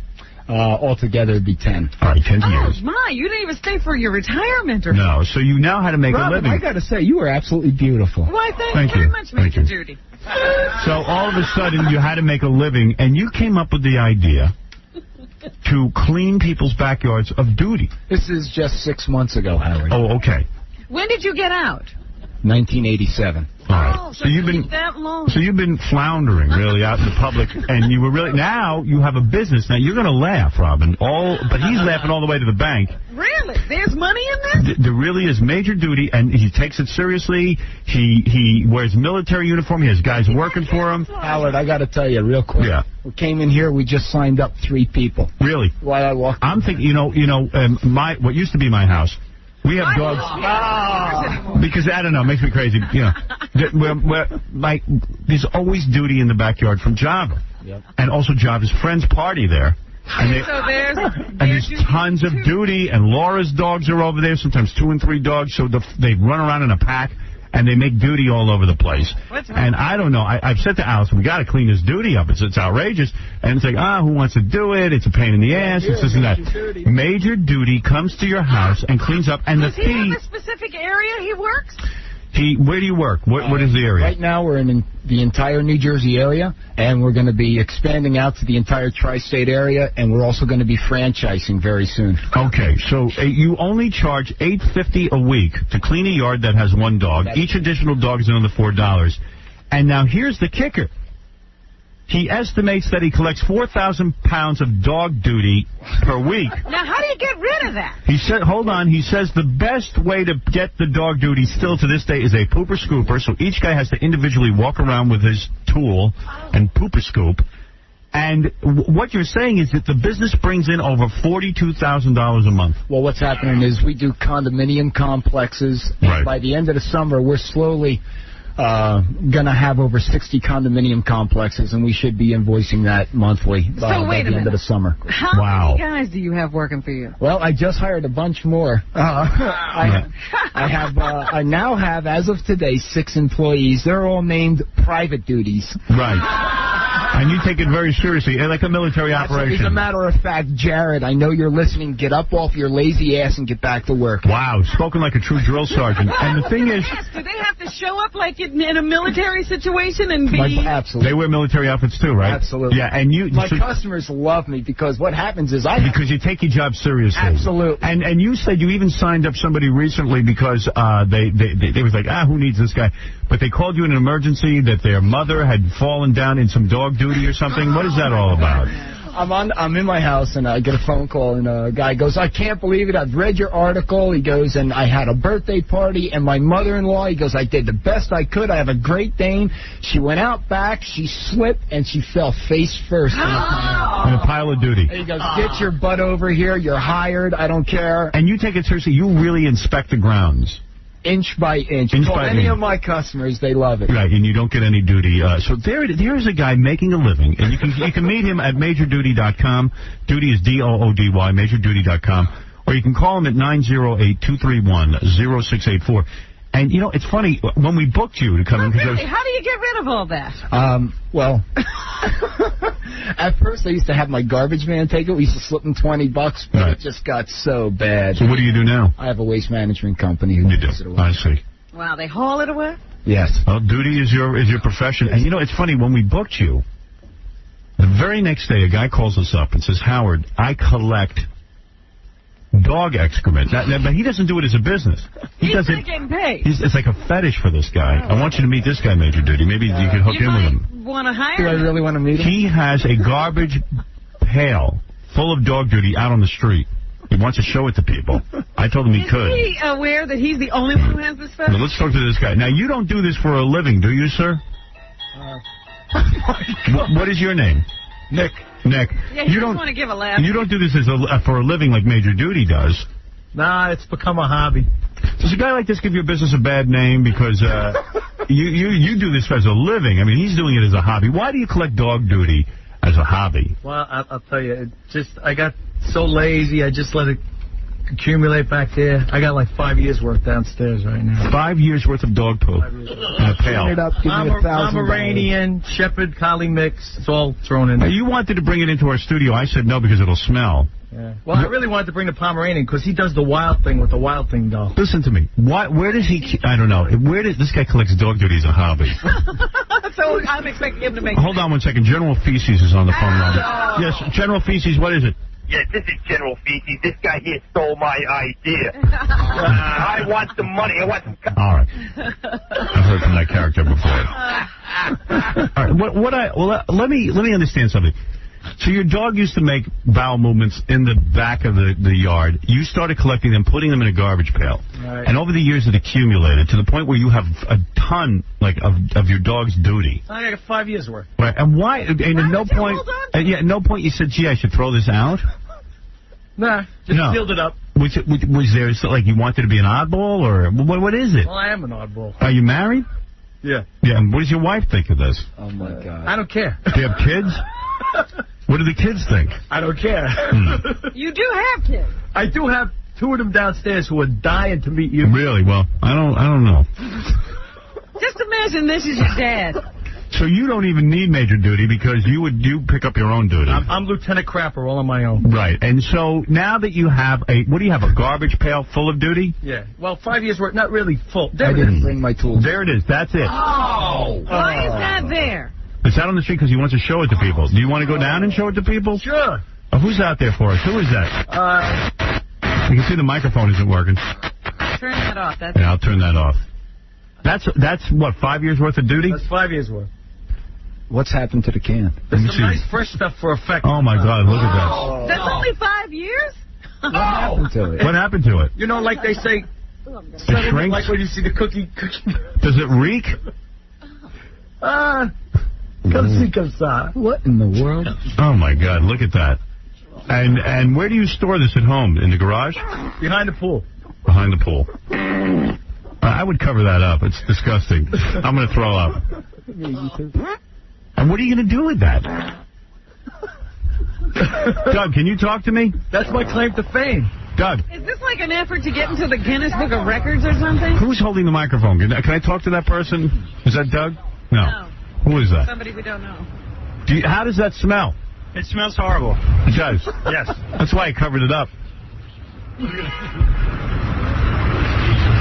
Stuart, go by this. What is it, Casey? Scott tells me that you can talk to Stuart. He says he's ready. Yeah, I'm talking to Stuart. Oh, my bad. A bunch of geniuses. There's really nothing to say. I mean, I don't even understand it. If you ever want a clean, just call me. Hey, Howard. Yeah. This guy wants to show it to people. Let's let him go down and show it. I'm ready. Go down and show it to people. What do I care? Go ahead. Go down there. Go down there. There's Nick, who collected 5 years' worth of dog duty. Does he have a job? You got a job, Nick? You do. All right. That's a freak. Wow. Major Duty even thinks that's a freak. Major Duty would not hire that man. Would you hire him? Absolutely not. No. He scares you. Because he doesn't even dress properly for collecting duty. Well, let me tell you, you'd be in his glory. I have one customer who has 6 English Mastiffs. I pick up out of her yard about 300 pounds a week. Wow. He'd be so happy. Right. Amazing. Well, now you've seen 2 people who interact with animal feces. And Major Duty, are you very proud? Actually, I'm like a little celebrity in my town. Everybody has I got bumper stickers. Everybody has the got poop bumper stickers on their cars all over the place. Major Duty is a name that's known in your community? It's amazing. I walk into the 7-Eleven, everybody's, morning, Major, morning, Major. Right. Everyone loves Major Duty. Everybody loves glad you're out of the military. Right. Oh, look at that. A military man comes out and does good. MajorDuty.com. Wow, good for you, Major Duty. And I want to thank you for coming in today, Major Duty. Thank you. And we're going to take a break. And go look at this guy on the street, I guess. Right, and then we'll take a look at this guy in the street showing people his duty. And we'll be back right after these words. Now, if you look stupid, I have to get back to the one thing that's kept me sane these past years. The Howard Stern Show. We have to be very careful, too, because he may have a television set in there. Right. And we don't want to give anything away. I mean, nothing that we've said so far is state secret, so we just don't know what's happening in terms of the strategy at this Phil, point. we do have an update. We have Sergeant Bruce Cook from the Oceanside Police Department joining us by phone. Sergeant Cook? Yes. Do you have some new information for us? Yes, we have some information that the suspect just purchased about $40 worth of gas at a local ARCO station. Okay, so... That was $40 for us? Yes, and the funny thing is that Howard Stern sold it to him to Baba Booey. All right, well, there you go. We've been had by one of our more mindless viewers, unfortunately. We're back. Right now, you're nuttier than Chinese chicken salad. Okay? Howard Stern Show. I mean, you're one screwed up little kid. Do you understand? Howard Stern. Yeah. Keeping it real. Right here. Let's see. Coming soon, DARPA Conger. She's posing naked in Playboy. George Clooney, Carmen Electra, RuPaul. Carmen Electra, the woman who does it. Yeah. Hey, you know, we're on the radio in Alaska. And I don't know that we've ever gotten a call from there. Mike, is that you? That's me. And you're listening in Alaska? I'm listening in Alaska today in Juneau, Alaska. You know, we don't make a big deal about the fact that we're on in Alaska. But And you're right. I don't think we've ever gotten a call from Alaska. We're only in Anchorage. Nowhere else in the state other than just Anchorage. Anchorage, Alaska. Right. And are there Eskimos? Is there such a thing? Yeah, absolutely. There are. Yep. And what are you, a white guy? I'm a white guy. And do What the are white you doing up there? do the white people hate the Eskimos? No, I don't really hate them. We just put up with them. What do the Eskimos do that's so bad? Do they drive cabs? No, not many of them drive at all. Have you ever had sex with an Eskimo broad? Never. Are they hot? Oh, no, they're not. They're opposite of hot. Really? They're pretty skanky. Are you just making a generalization, or is that really true that all Eskimos... You've never seen a hot Eskimo chick. Genetically, they're kind of a messed up race. Really? After many years of inbreeding and alcohol. Oh, come on. Really? It's true, yeah. Ever get laid in an igloo? Never have. Really? Ever been in an igloo? Yes, I have. Really? Is it not? What is an igloo? Is it really made out of ice? Well, there's one between Anchorage and Fairbanks. It's made out of styrofoam. Oh. Oh, I want a real igloo. And real igloos are made out of boxes. Have you ever have you ever cut a hole in the ice and fished? No, I haven't. I usually fish for out in the ocean. I hear like living in Alaska is it's beautiful and everything. Like it's not as ugly as you might think it is. Like but it's boring and like scary and like there's polar bears and stuff. Polar bears are up in the very north in the Arctic. Yeah, you're in a city, right? I'm in the city in Anchorage, but we still get tons of moose and a little bit of black and brown bear through there. And like there's not a lot of people who live there and stuff. Not a lot of Anchorage women. There's about 300,000. You got black people in Alaska? Yeah, we do in Anchorage. Really? And up in Fairbanks, there's a lot of military, so there's a few black people. Oh, I see. Now, there are not a lot of women, right? No. Like there's no women. Some of the basic Alaska single male. Yeah, there's supposedly like 10 guys for every one woman. Yeah. This And is they're where always you go if you really want a guy. And Alaskan dudes are always putting ads in the newspaper. I remember when I first got into radio, I would read Billboard magazine, and there'd always be ads say, please, if you're a disc jockey, come to Alaska and work. They'd offer you incentives. And I said, man, it must be a horrible place. Because everywhere else you can't get a radio job. They were like, please, come to Alaska. Most people that start out in broadcasting come up to Alaska to start out. If they get good, then they leave and go somewhere south. Hey, by the way, there's a guy downstairs. Hey, I got to go, dude. Thanks for calling in. There's a guy downstairs who Life in Alaska. who is showing off his dog's 5 years' worth of duty. Why does he disturb me so much? I don't know. But, dude, what are you doing? You're asking people if they want to see your dog's duty? That's right, Howard. This guy collected 5 years' worth of his dog's duty in a pail, in a big garbage pail. Doug, you're wearing a mask of some sort. Is the smell that vile? Well, he hasn't opened yet, but I heard it's really horrific. I've developed a natural immunity, so... You better ask people if they really want to look at it. Robin. Leave that off. Now, tell that guy not to be such a retard, please. Well, what do you expect? Yeah, all right. Now, listen, Doug. We got a guy here. Now, tell the guy it's pretty vile. It's vile. Okay, it's vile. Hey, dude, you want to see the dog duty? You want to see the dog duty? Sure, why not? All right, show it to him. You ready? Set. Go! Oh! Take a good look. What do you think? Pretty disgusting smelling, for sure. Yeah, all right. This is silly. All right, thank you. Get rid of this. Personal property. All right, get rid of this guy. Major Duty's down there, too. He's got a clothespin on his nose. Yeah. All right, thank you. This is disgusting, Howard. It's the worst I've ever smelt. Major Duty, you're shocked, right? It's beyond me. I'm ready to pass out. All right, thank you.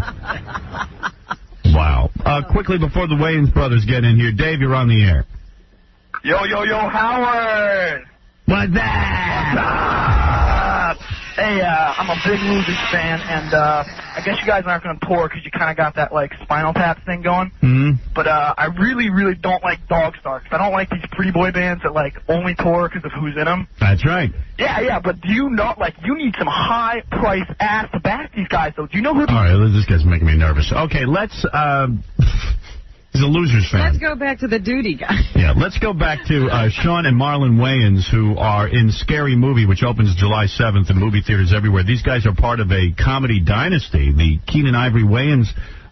Keenan Ivory Wayans first came on the scene in Living Color, brought all of his brothers... No, I Gotta Get You Sucker was before In Living Color. That's true. But these guys have a family that everybody is a comedic actor. Right. Hey, what's happening? Good seeing you. Hey, how you doing? Right, Howard. Hey, yeah. Your mother raised you right. Yes, she did. Now, let me ask you guys, your brother... Sit down, Howard. All right, sit down and relax. All right. Black families. By the way, that is Sean over here, and that's Marlon Wayans. How you doing? Hold on. Hey, baby. Why the sister in the booth? The sister's in the booth. Why the black lady in the booth? Why she in the back, Howard? You know how it is. You see how it go? You know, you guys are lucky that your brother, Keenan Ivory Wayans, and I've always said this, to have a brother like this. And he's the oldest, right? Yeah. Yeah. Well, he's the oldest that you guys know of. That's the one y'all know of. We have an older. Yeah. Who is not in show business. No, he's not in show business. He's in the show off business. He shows off all the stuff Keenan buys. What is he? Yeah, right. Wayne was the first baby. Y'all know how it is. The first one, he was the guinea pig. But to have a brother who is so, most guys would not say to their brothers, hey, I want you in my TV show, I want you in my movies. Right. Your brother is a great guy. He said to his brothers, listen, I'm going to help you get started in movies and in comedy. Am I right? Well, a little assistant from my mom, she said, no, you going to get my babies rich, too. Is that right? The door, you get a yeah, Keenan definitely was the pioneer. He opened the door for us. And yes. He was the guinea pig, and he took all the hard knocks, and we came out, and it's real easy for us now. No, I am not gay. I certainly not. You can see I'm all man. Of course. We can tell by the way you throw baloney at the girls behind. You have to announce that. Because I have a question. Okay. Looking at you two. Don't tell me we were gay, Howard. No. That's not what I'm going to say. You crossed the boundaries right there, Looking brother. at you two, you're very handsome men. Well, thank you, and I would imagine even before you got rich and famous. Rich? Yes. Are you not rich? No. Come on. We're not. We are. No, you're wealthy guys. I would imagine that even before you became famous, you had women coming on to you. You're very handsome men. I get girls coming on to me to get to him. Really? No, you're a handsome guy, too. But wait a minute. I think Robin, am I right? They're both very good looking. Yeah. They always play this thing where, one is the good looking guy and the other is the goofy guy. He does that. He does that on purpose. If you see us in the club, like you dancing, and you see us in the club, which one are you going to go for? Listen, both of them with Norman Nye. Now, both of these guys, I can see you're built. You got nice looking faces, something I don't have. Certainly. Guy Howard? No. You got your little sex appeal. Come on, man. I did some sexy eyes behind him. So I got some money in my wallet, I got sex appeal. Hey, so listen. Funny guys are sexy. Exactly. You got jokes. Is it hard for you two to be funny because you're good looking? It is difficult for a good looking man to be taken seriously in comedy. You know what? I have a harder time with that than Marlon does. Like I said, you're better looking, so shut up. Stop it. Marlon is just crazy. Marlon is crazy. You're handsome. And were you guys getting laid at a young age? And I don't mean to make jokes or anything. No. About 16. 16 years old. Well, that's even when I started getting laid, even with this. But that means like once, and then you don't get it again till you get your own apartment. Right. You get lucky at a party, and then after that. And was Keenan in charge of getting you guys laid as well? Keenan taught us everything we know about sex. Really? Yeah, because my pops was a Jehovah's Witness. Yes. And so, okay, all right. So when I got old enough to get into girls, I asked my father about, I asked him, what do we do, if a girl... Sex advice. For sex advice. Right. And he goes, son, when girls start that lovey-dovey stuff, you tell them, back off, let's play cards. Really? Because he is a Jehovah's Witness. Yeah, picture that. I got a girl butt naked, ready to get my hand off your breast. Go fish. Yeah, it's like... So the point is that you guys, your father was a Jehovah's Witness. Did he make you bang on doors and try to convert people? No. My mother wasn't Jehovah's Witness. She's like, you're going to take my baby. Yeah, exactly. But we did get a lot of threats from the neighborhood bullies. And stereotypically, but wait a second, stereotypically, most guys who grow up in a poor neighborhood like you did, they always say the father leaves the family. Your parents were married. No, my father ain't go nowhere. Right. That was there. He was there. He was up early and out in the morning to get I know. To come on with some food. But your parents had a tremendous amount of children. How many children in your family? 10 kids. Yeah. And my father has stretch marks. But between your mother and father, they only pulled down about $17,000 a year. Yeah. I mean, has to wonder what kind of achievers they were. How about this? I'll tell you worse than that. Someone has to wonder what kind of math did they do before they had kids. That's $1,000 per kid per year. Right. It's like, what were they? Did you ever say to them? Mom, Dad, maybe he had two of us? I used to sit there going, damn, if I was less 8 brothers and sisters, I'd be a millionaire. Sean, there's many days I was like, if I could just kill him. Yeah. And isn't it true? I could eat lunch. You could have had lunch for all week if you didn't have that many kids. I could have toilet paper. Right. We didn't have. Really? I'm serious. What would you use? His hair or? No, honestly, we didn't have toilet paper. We used newspaper. Really? And if we didn't have newspaper, we would use the paper bag. We would send somebody to the store. Oh, and use the paper you must bag. have such hemorrhoids. No. And now it's all. No, you can just read our ass and look at the news at the same time. But no, seriousness. I mean, that had to hurt your buttocks. Yeah. If you're serious about that. Well, what we do is rub it together and put it under water. Oh. You'd wash it. Wash it. Yeah. Wash the bag. Yeah. So you were really poor that you couldn't afford toilet paper even. But, you know, one has to wonder. I read something about your father and mother at one point had to start sleeping in separate rooms so they wouldn't have any more kids. And that wasn't a joke. That was birth control? That was after one. I guess it didn't work. Was it that your father couldn't afford condoms? Seriously? No, my father sold condoms. Your father sold condoms. And he had 10 kids. Yeah, 10 kids. It's like, don't you use your own product? Yeah, I mean, what was he thinking? What were they thinking? Did you ever say to them, why thinking safe sex? I'll tell you that. Did they love children that much, or was it really just accident after accident? You know, I think it was oops. Really? Yeah. Yeah. And the family didn't believe in abortion, I guess. No. We couldn't afford abortion, I guess. Right. They tried. There's a hang-up. Man had a hanger in him when he was born. I know. He had a hanger coming out of his head. I read that. So you're saying that this was a tough upbringing. And in fact, I've interviewed. We had a lot of. It was tough because we was poor, but we had jokes. We had so much jokes and so much love in the house. My mom and dad were great parents, and my brothers and sisters are great people. But I interviewed Damon, and he said he turned to a life of crime. Is that true? That's because Damon chose his own path, and he did that on purpose. Smoking weed, you gonna turn to a life of crime. Exactly. He chose to go that route. Yeah, my father whooped his ass a couple of times for that. Really? My father wasn't going for that. Are you close to Damon? Is he the outcast? No.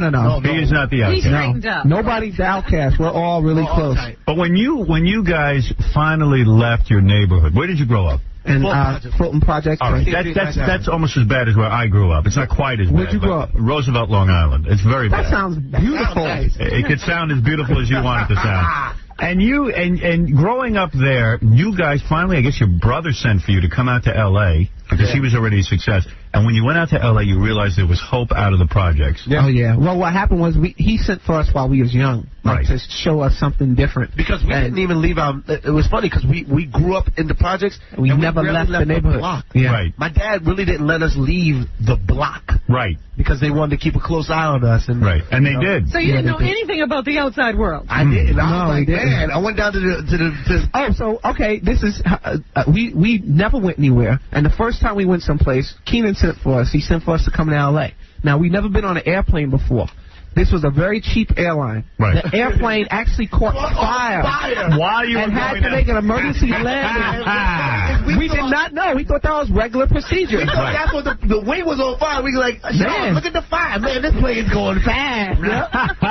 So that was a bad first experience. Yeah. Well, now that we've had a couple of trips out there, now we know. But when you went out there the first time, it was a real eye-opener that the world can be more than the project. Yeah. That it doesn't mean you have to be trapped in the project. Yeah, this must have moved you greatly. Seriously, I mean, it must have been a tearful event. No. Well, what it was... And your brother was making it. Yeah, Keenan showed us that we can not... Because we all sat around dreaming about doing comedy and doing it for a living because we all grew up idolizing Richard Pryor and Richard Pryor and all the Abbott and Costello. We love comedy. Right. But my brother Keenan showed us that we can actually make our dreams come true. Make a living doing it. Yes, and it's possible because I know when you grow up in a poor neighborhood, you don't think anything's ever going to come of your life. You don't really ever see a way out, do you? No. Your way out, you dream small.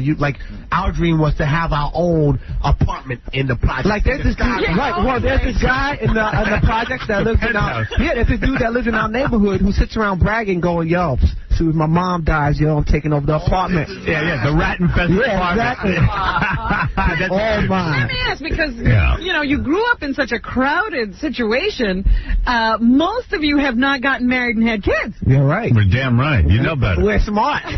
So are you dating out there in Hollywood? I know a lot of women dig you guys. Now, what are you dating? Other celebrities? No, they're boring. Really? Yeah. No, because I don't like the press. We like strippers. You do like strippers. You go to the strip clubs and you pick up little whores? Not little whores, but we like the people too. We like for them to do things on stage. Right. And you guys for dollars. And you guys are drug free. You don't smoke a little weed? No. Never. Why is that? It's boring. I never see nobody actually be funny on some weed. Right. Like, you know, a few drinks, maybe? Watching my boys. Yeah, I drink every now and then. I have friends who get high, and I watch them, and that's fun for me to watch them get high because they look so stupid. They get stupid, yes. Knock the left hook and just fall out. It's funny to me. I like watching them. And now that you hang out in where rich folks live, it must be culture shock for you. I mean, at some points, you don't, like for example, I'm sure a lot of your brothers from the old neighborhood believe O.J. is innocent.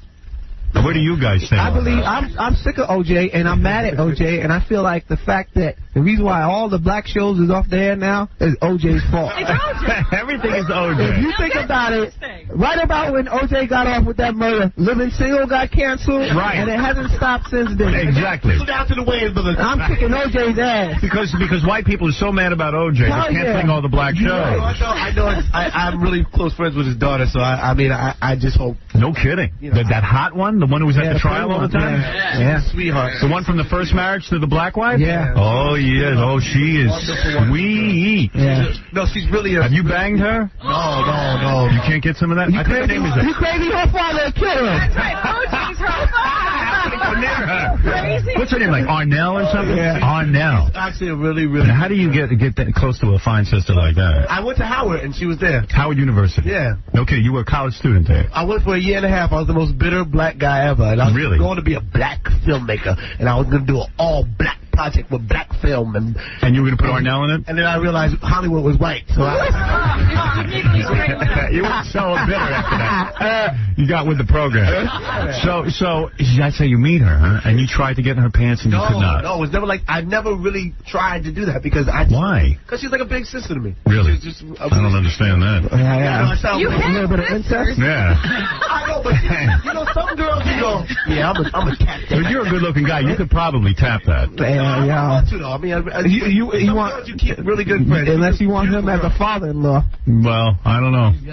Yeah, but I'm just saying, it must be hard for you when you get into arguments with people about O.J. Do you guys think he did it? You know what? I don't know. I don't know. I don't know, but come on. I don't know, but if that was me, I'd be looking for the killer and not on the golf course. Exactly. Now, what do you make of guys like? What do you make of guys like Bobby De Niro who only date black women? I mean, it seems to be like a fetish with him. Smart man. Is that you guys, though, too? You only date black women? I mean, what if a white woman... You do date all. A beautiful woman is a beautiful woman. Right. Yeah. That knows no racial boundaries. Nah, if you cute, you get it. Right. You're not prejudiced. No. Don't pick on the inside. Right. So you have an equal opportunity penis. Is what you're saying. Right. I understand that. Our penis look like a rainbow. Yes. And what about, you mentioned Eddie Murphy as an influence. I love Eddie Murphy. Now, what about him with the feet? He seems to be into feet. Have you guys noticed that? You know Eddie? Yeah, we know Eddie Murphy. Eddie Murphy helped make us like the coolest kids on our block. How did he do that? He came to our house when we was in the project. Like 14 and 15 years old. Keenan was working on Eddie Murphy Raw together. They used to like write together and work together. Like Keenan was like a producer of his. Yes. And he came to our house, and everybody in the project, Howard, came to our building. Well, of course. To walk out. It was like God was there. Yeah. Did he want to see your feet? At any time? Not at all. Never looked at your feet? Or do you guys have pretty feet? Yeah. You do? Well, I get pedicures. You do? My feet are real flat. But they're big, long feet. Why do you get pedicures? Man, just to relax. I like biting them and picking them. You can still get your foot in your mouth? Huh? You can still get your foot in your mouth? It depends on how bad I want that nail on. Now, Sean and Marlon are going to be in Scary Movie. Now, I have seen the trailer for this, and it really looks funny. It's a funny movie? It's off the hook, Howard. I think it's right up your alley. Me and Marlon wrote it, along with our writing partners, Phil Bowman and Buddy Johnson. Right. And Keenan directed it. And Keenan directed it? Yes, he did. Yes. And it's a send-up of all the latest scary movies. Yeah. And it's a funny movie. It's off the hook, Howard. I can't wait to see it. I think we need a good funny movie. I wish you would have seen it before we came in so we could have talked about it. Well, why won't I see it before you come in? Why didn't you give me a... I don't know. I thought they set up a screening for you. There was no screening. I would love to go see it. I'm pissed off. Yeah, tonight if you want to go. What time is that premiere? It's at 7 o'clock. Tonight. We would love for you guys to go. Come on. Oh, yeah, you got to get up early, right? Yeah. Man, you don't even know. But it'll be worth it, man. I'm telling you. Aaron Shannon Elizabeth is in it. Really? And they show their Is she naked? bodies, yeah. They do. They show their breasts. They show a little bit. Did they show their breasts? Well, through the bra. Through the bra. Come on, man. Come on. All right. right, you're going for the kids. All right, Smokey, you're on the air with Sean and Marlon Wayans, the writers and stars of Scary Movie that opens July 7th in movie theaters everywhere. Go ahead, you're on the air. All right, Howard, listen to this. They're lying about that weed, man. I just sold them half an ounce last week. And don't you remember Wayans Brothers? You gave me an autograph for it. Wayans Brothers. What? What are you smoking? Did you guys Did you guys score a half an ounce of weed? How dumb are you? Wayans Brothers. Say that again? You know you did, man. Don't even lie. They signed the autograph. If I have an ounce of weed, I wouldn't even be here. Right. All right. Listen, I don't believe that. Come with another call, bro. I think if you smoked weed, you'd admit it. What is why would we lie about that? Exactly. Shannon Elizabeth in the movie Scary Movie. Right. Are those her real breasts? She came in here claiming that she does not have breast implants. I don't believe it. I did not. They know. They know. Well, you know, I hugged her and it didn't feel like So punch them in the chest. Punch you in the chest when you got fake ones. Who are your girlfriends now? Who are you dating currently? I have a girlfriend. What is her name? Angela Zachary. And what is she, an actress? No, she's just the most wonderful, beautiful person. And how is it when you are a wealthy, successful man, when you touch her and suddenly you bring her into your world, it must be a tremendous But how do you meet somebody and not think they're, like, after, you know... Because you can't be paranoid like that. I was flat broke when I met her. Oh, okay. Oh, you've been with her a while. Yeah, it was when I actually was when we was just about to get on Living Color. I had like $600 in the bank and like. And she hooked up with you. Yeah. And this is a white woman? No, she's black and Japanese. Oh, that's a nice combo. I've never had that. You like that? I've never had black and Japanese at the same You time. sound like he's going to look for it. Oh, I love it. I love it. I love it. I love it. I love that. That sounds beautiful. I love spare ribs and rice. Oh, my I would combo them both. Rice. That's right.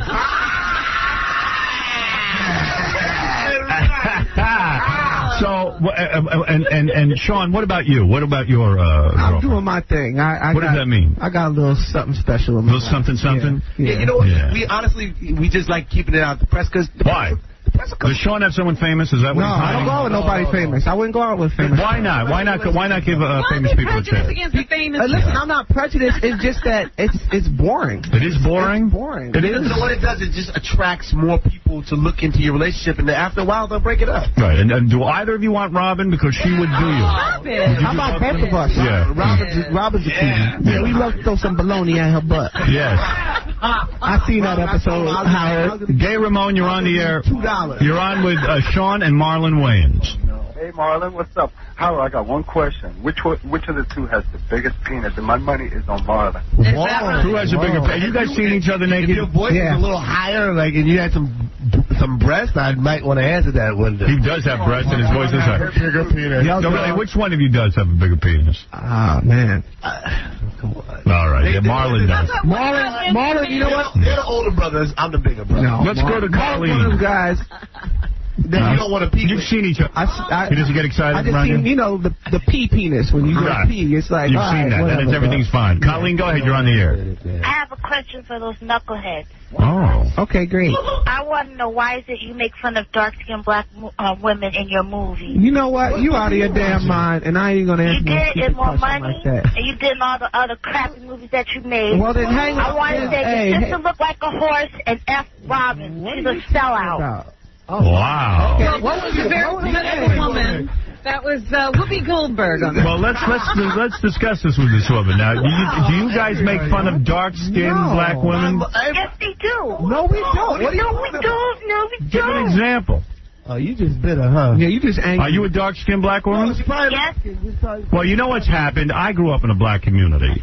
And lighter skinned. Yeah, let me speak to the brothers because they don't know anything about being black. Now, let me say something. You are right. In the black community. She's talking about their movies, not Hold the on. black community. I'm making a point. Okay. Probably not, but let me try. You are a very dark-skinned black woman. And you know as well as I do that a lot of brothers will make fun of the darker-skinned women.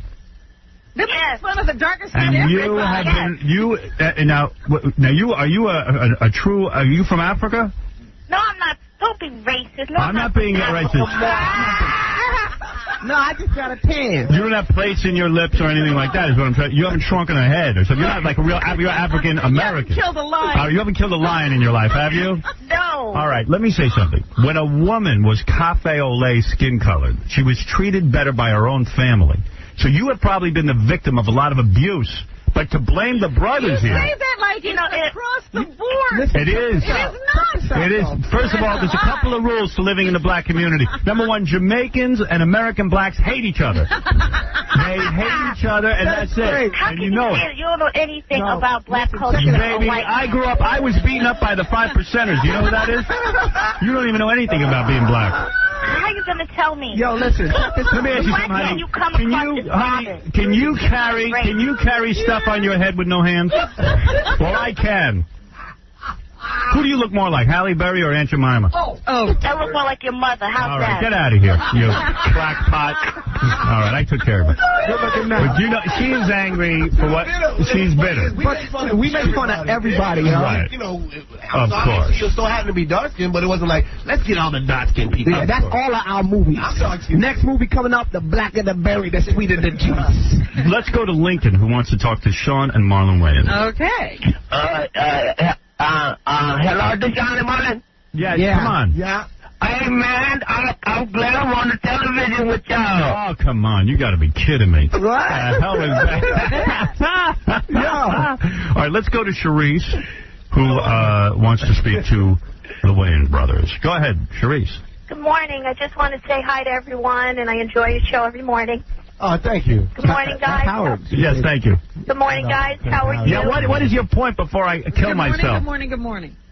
Sorry. I just want to say I think the guys are great. All right, I've always enjoyed the show. Mm-hmm. Give me a break. You know, it's the first time I'm on the radio. I've been listening to you You guys. guys, she's making me sick. She's just a fan. She doesn't want to say. First, man, we broke a cherry. Yeah, she's making me crazy. Well, listen, I want to. I wanted to know why the two of them always work together. Yeah, why do you two We guys? slept together. I had his feet on me my whole life. I feel like We got like a natural chemistry. You're very close? I could answer questions. We finish each other's sentences. Right, so you don't resent each other's success and you're happy for one You feel another. like a team. It's blessed. David, go ahead. You're on the air. Yo, how come you don't have the good Wayans? You only got these, like, second-rate Wayans. Well, what does that mean? That's good callers. You only got the second-rate callers. Yo. Who the hell is this? Get the caller with the brain. Well, let's ask you a question. Do you get that a lot? In other words, that Keenan and Damon are the Wayans brothers. It's almost like the Kennedys, you know, John and... Go see Scary Movie. Right. Do you get a lot of comparisons? Do you have to put up with that a lot? Well, I mean, we're brothers. And right. I'm pretty sure Tito and all of them got to deal with it. Yeah, Michael doing shows. Right. You know what, though? But we're confident in what we do. We work hard. We know we're good at what we do. You're doing what you do, and you're trying your best. Yeah, but go ahead. What is your question? My question is, when Keenan ain't not here. When Jim Carrey, when he became big and successful and stole that whole Living Color show, right. was your brother upset? Like, did he hate the white man because white actors are so much better? Why? Keenan's rich. Why would you hate the white man? Yeah. Why would he do that? Jim Carrey made him a lot of money. Exactly. There you go. That's so silly. The white man for the first. There you go. Miguel, you're on the air. Hey, Marlon. Hello? Yes. Yeah, Marlon, it's Miguel. I'm Reset from the project. Miguel? What's happening? I used to box, remember? Oh, yeah, I know Miguel. You crazy Miguel. He used to teach us how to box while he was drunk. I was with Miguel. What's up? Hey, what's happening? I want to know how your mother's doing, man. Hey, don't talk about my mother. My mom is... Have you made your mother a rich woman? Is she now... I ain't seen them in a while. I just want to know how the moms are doing. No, she's doing good, man. She's doing good. All right, Miguel. This is not the family reunion show. Thank you. Did they move their mom out of the project? Did you move your mom out? You did. Where does your mom now live? She lives in New Rochelle and Battery Park City. She does. And with your dad? Is your dad still alive? Yeah, that's still yes. So now you guys have rewarded them with all of the riches. Yes. We bought my father some teeth, and he stopped smiling yet. Really? That's because he can't stop smiling because we bought him too many teeth. And now he's retired. He doesn't have to work anymore. He doesn't have to work anymore. He doesn't have to work, but my father likes, he's a man that worked his whole life, so he likes to create work for himself. So what he's doing now is like buying these buildings. So he's just creating more debt. He likes to be broke. That's it. He always wants He likes to spend our money. All right. Finally, one last question. By the way, go see Sean and Marlon in Scary Movie. Opens July 7th in movie theaters everywhere. Go ahead, Jerome. One last question. Howard, I seen these guys on the wanted poster. They was wilding in Central Park, and I want to turn them in and get my $10,000. But during the Puerto Rican Day Parade, were you two guys wild? Were you part of that? I seen them grabbing the booty. Were you grabbing booty at the Puerto Rican Day Parade? He wasn't even in town. You were not. Can you prove that? I mean, by the way, that was Bill Cosby on the phone. He loves to call in. And when you guys were part of In Living Color, Jennifer Lopez worked on In Living Color. Sure did. And did you guys bang her? No, but I had the greatest view of her ass because I was a beautiful woman, right? I had the overshot view of the booty. She's a cutie. Yes, she is. She has a huge ass, and you love that. I love it. You love it very much. That's it. Arikwa, baby. Yes. Well, there it is. Sean and Marlon Wayans. Now you've gotten a look into their lives, their movie, Scary Movie, which is a spoof of all the horror films in the past 10 years, all them dumb little teeny bopper flicks and teenage sex. And we got some really out there, really out there comedy, man. It's big, it's broad, it's over the top. And what happened? You brought this to Keenan and said, would you direct this? And he read it and thought it was good enough. Exactly. Yeah. Because he wouldn't direct it if he didn't like it. No, let's get out of here. He, pretty much like a lot of the stuff we do that. Like with Don't Be a Menace, did you see the little urban parody we did? Yes. We made fun of all little hood films. Right. He did the same thing. We, came with the idea, we wrote it, and we asked him would he direct it. Well, produce it, and he produced it, and right. It just the relationship continued. All right, well there it is, and he's certainly a good director. Opens July 7th, the movie theaters everywhere. Go see it, and that's Sean and Marlon Wayans. Thanks for coming by. Thank you. And we want to meet Beetlejuice, man. Yeah, man, we want to meet Beetlejuice and the drunk midget, man. Yeah. Well, they're actually going to be on very soon. When? Really? Yeah, there's going to be a people's court because those two are going to. Promote it like a fight, like De La Hoya and But Beetlejuice and Hank are both huge stars. These guys are pulling down thousands of dollars a month in personal appearances. You would love to have their careers. Yeah. Please, Beetlejuice. Fight, please. Yeah, they will fight it out. We'll finally find out who the better man is. That is hilarious, man. Did you hear Beetlejuice is running for senator of New York? What? Is he going up against Gary Coleman? You know what I'm going to do? I'm going to play you their commercial if I can find it. You're going to like it. Maybe you guys haven't heard it. A little Beetlejuice for you. Yeah, help me out with this one. I'm going to play it for you. You tell me what you think. Because I thought, if you're not that, the Waz Out commercial. Yeah, right. Well, that's a whole different thing. This is Beetlejuice for senator, and I'm hoping people will vote for him. Wondering who to vote for in the New York Senate? I'm Beetlejuice. That's right, Beetlejuice, a pint-sized, shrunken-head black man with a vision. I want to get hot with the woman and all this shit. I'm one badass man. I have a big head and a big penis. I must be your senator. Plus, I'm 87 years old. I'm 7 foot tall, or 268 pounds. His stance on abortion. I all the women 25 hours a day, 11 days a week. I like abortion. It's real good. It makes me horny for all these bitches. He has a great plan for a tax cut. I'll pay all the people in New York $1 million, and then they pay $22 of taxes. Two states, deficits, increases, and I can get laid. His plan for the education system. Everybody go to school for 44 years. Does Beetlejuice have to say to Rick Lazio and Hillary Clinton? I'll bury that ass. Well, I'll beat the out of them assholes. They can beat me, and by I will win, because I'm smart and not well tall. And finally, how does Senate candidate Beetlejuice feel about drugs? I do drugs every day. Kids should do drugs. Faggots should do drugs. All bitches and whores should be doing some drugs. Support me and you get free drugs. Beetlejuice for Senate. Because we have a choice. Choose the black man with a little head. Brought to you by the Friends of Beetlejuice and the Crackhead Bob Foundation. Right. Beetlejuice, baby. Senator Beetlejuice. No, I want him for president. What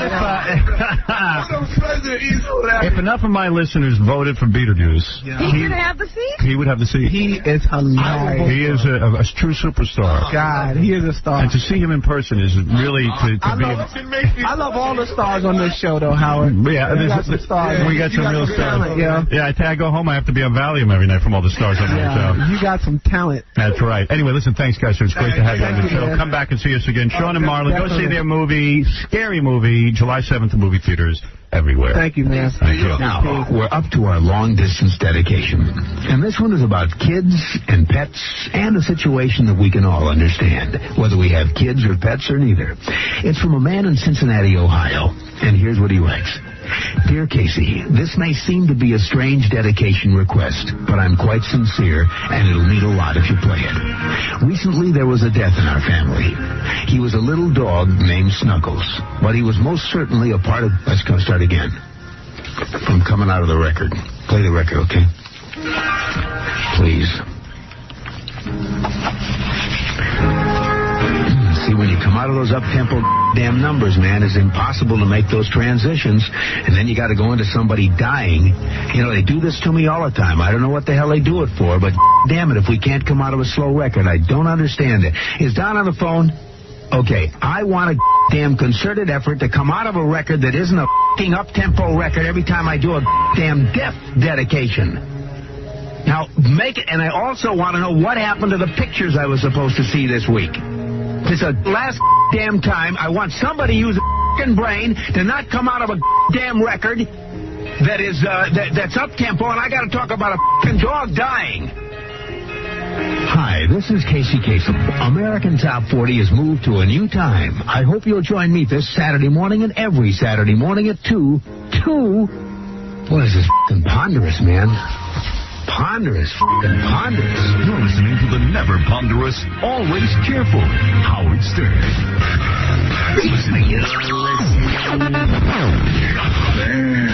The Howard Stern Show.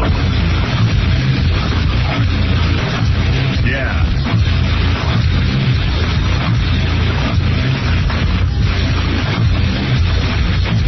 Charisse, what's on your mind, and then we'll get the news. You know, Howard, you pissed me off. You know, I'm just a fan, and if Robin didn't thank me for just being one, I'm not one of these weirdo chicks who call you and take their freaking clothes off for you. All I wanted to say was I've been enjoying the show since I'm a kid, which I'm not anymore, and you're very obnoxious sometimes. I mean, just to regular fans. Yes. Can't you just be normal? No. A normal person? No, and you are obnoxious. No, I'm not. I'm yes, not you obnoxious. are. Yes, you are. No, you piss me off so bad. Well, I sit here every morning. I'm in at 6. I listen to you. Not that you're like, you're such like, my idol, because you're not. I listen to you because, you know what? I get a couple of laughs. It gets me through the morning. Well, honey, I'm not here to be your dancing monkey. I don't have to behave for you. No one asked you to be my First of all, number one, you sound very ugly. No, actually, I'm not. I'm sure you are. I'm sure not, I've met you. You probably think I'm old. I do. And I'm not. I'm not ugly, and I'm not old. Well, let me tell you something. I really am not here to be evaluated by you. You could turn the channel and never listen again. No, I don't want to turn the channel. I actually enjoy the show. I don't care. If you enjoy the show, you should shut up. Who cares if you enjoy it or not? I don't have to sit and worry whether you enjoy the show. That's not my problem.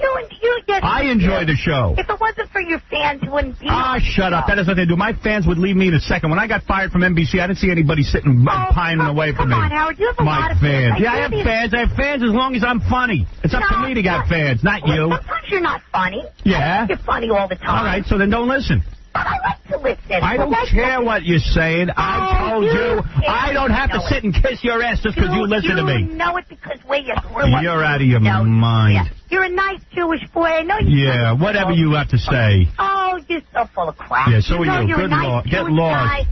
Yeah, you know what? You anti-Semite?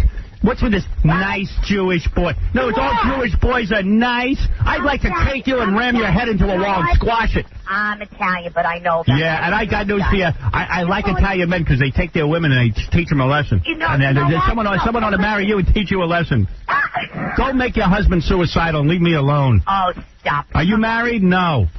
Me? Sure I am. Yeah. Why is it your husband sitting and talking to you? You know why? Because you got an annoying voice. First of all, your voice is all scratchy. Wall Street and he can't. Besides, I have a lot of other things.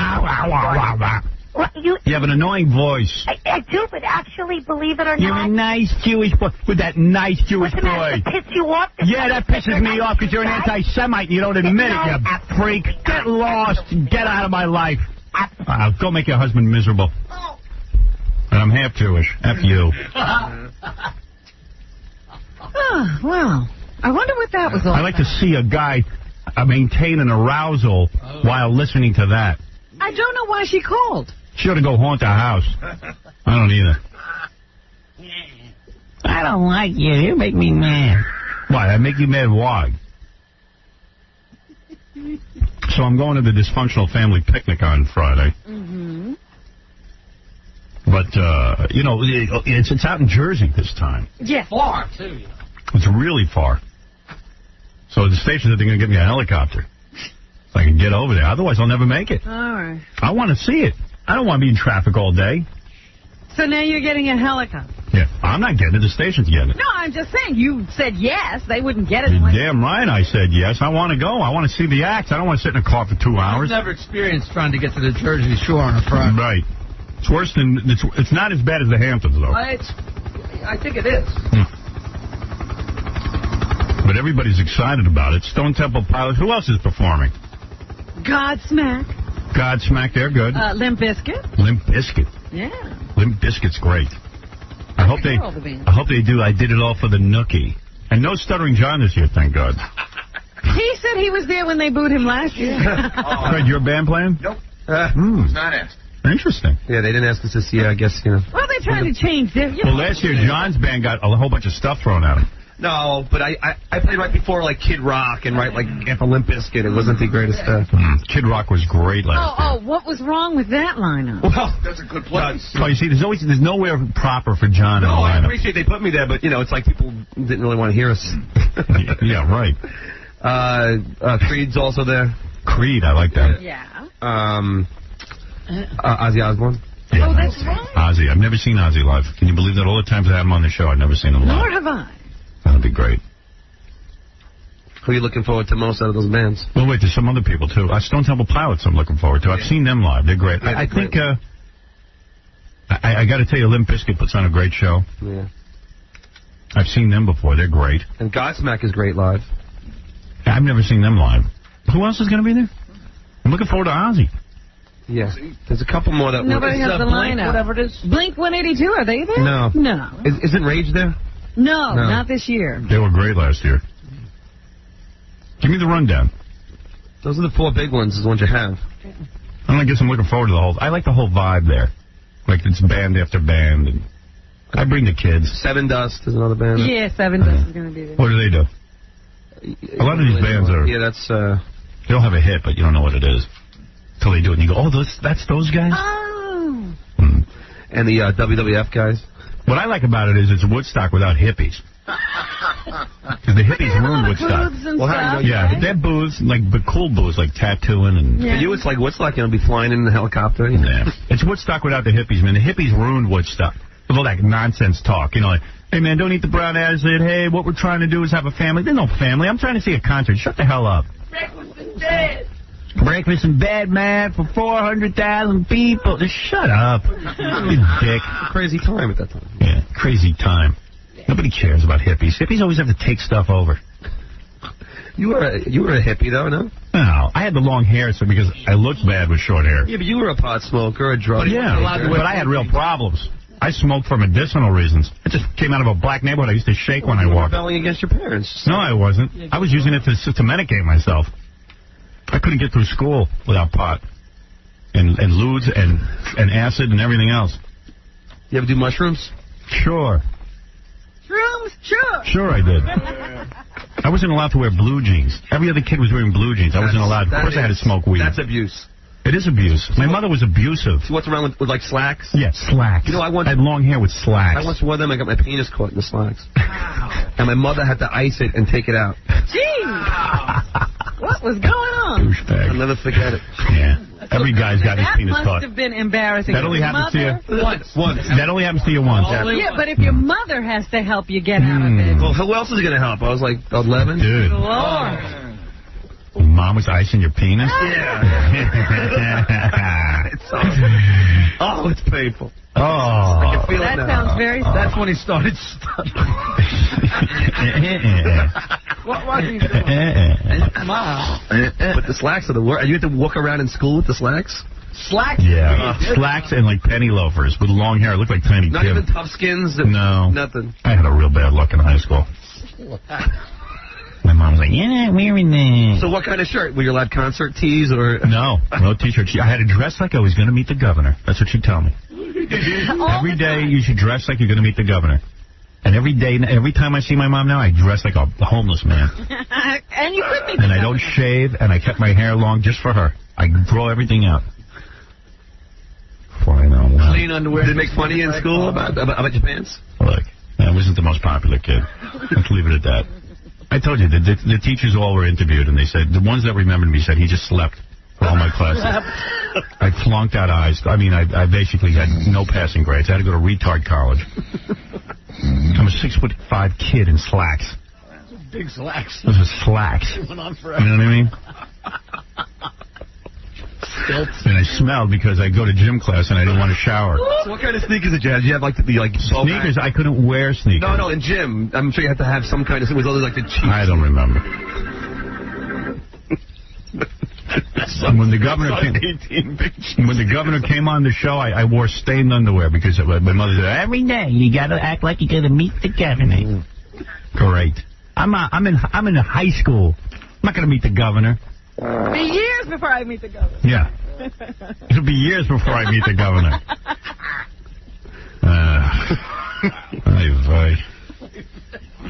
Thank God it's over almost. What, life? Yeah. Oh. Thank God. People say life's too short, it's too long. John told me the other day he loves life so much that even if, his whole body fails and they can just keep his head alive, he wants to keep that alive. Put my head in a jar so I can look out. And my crotch with ice. I want to go on... you want to die, Howard? God. I don't know. I like life too much.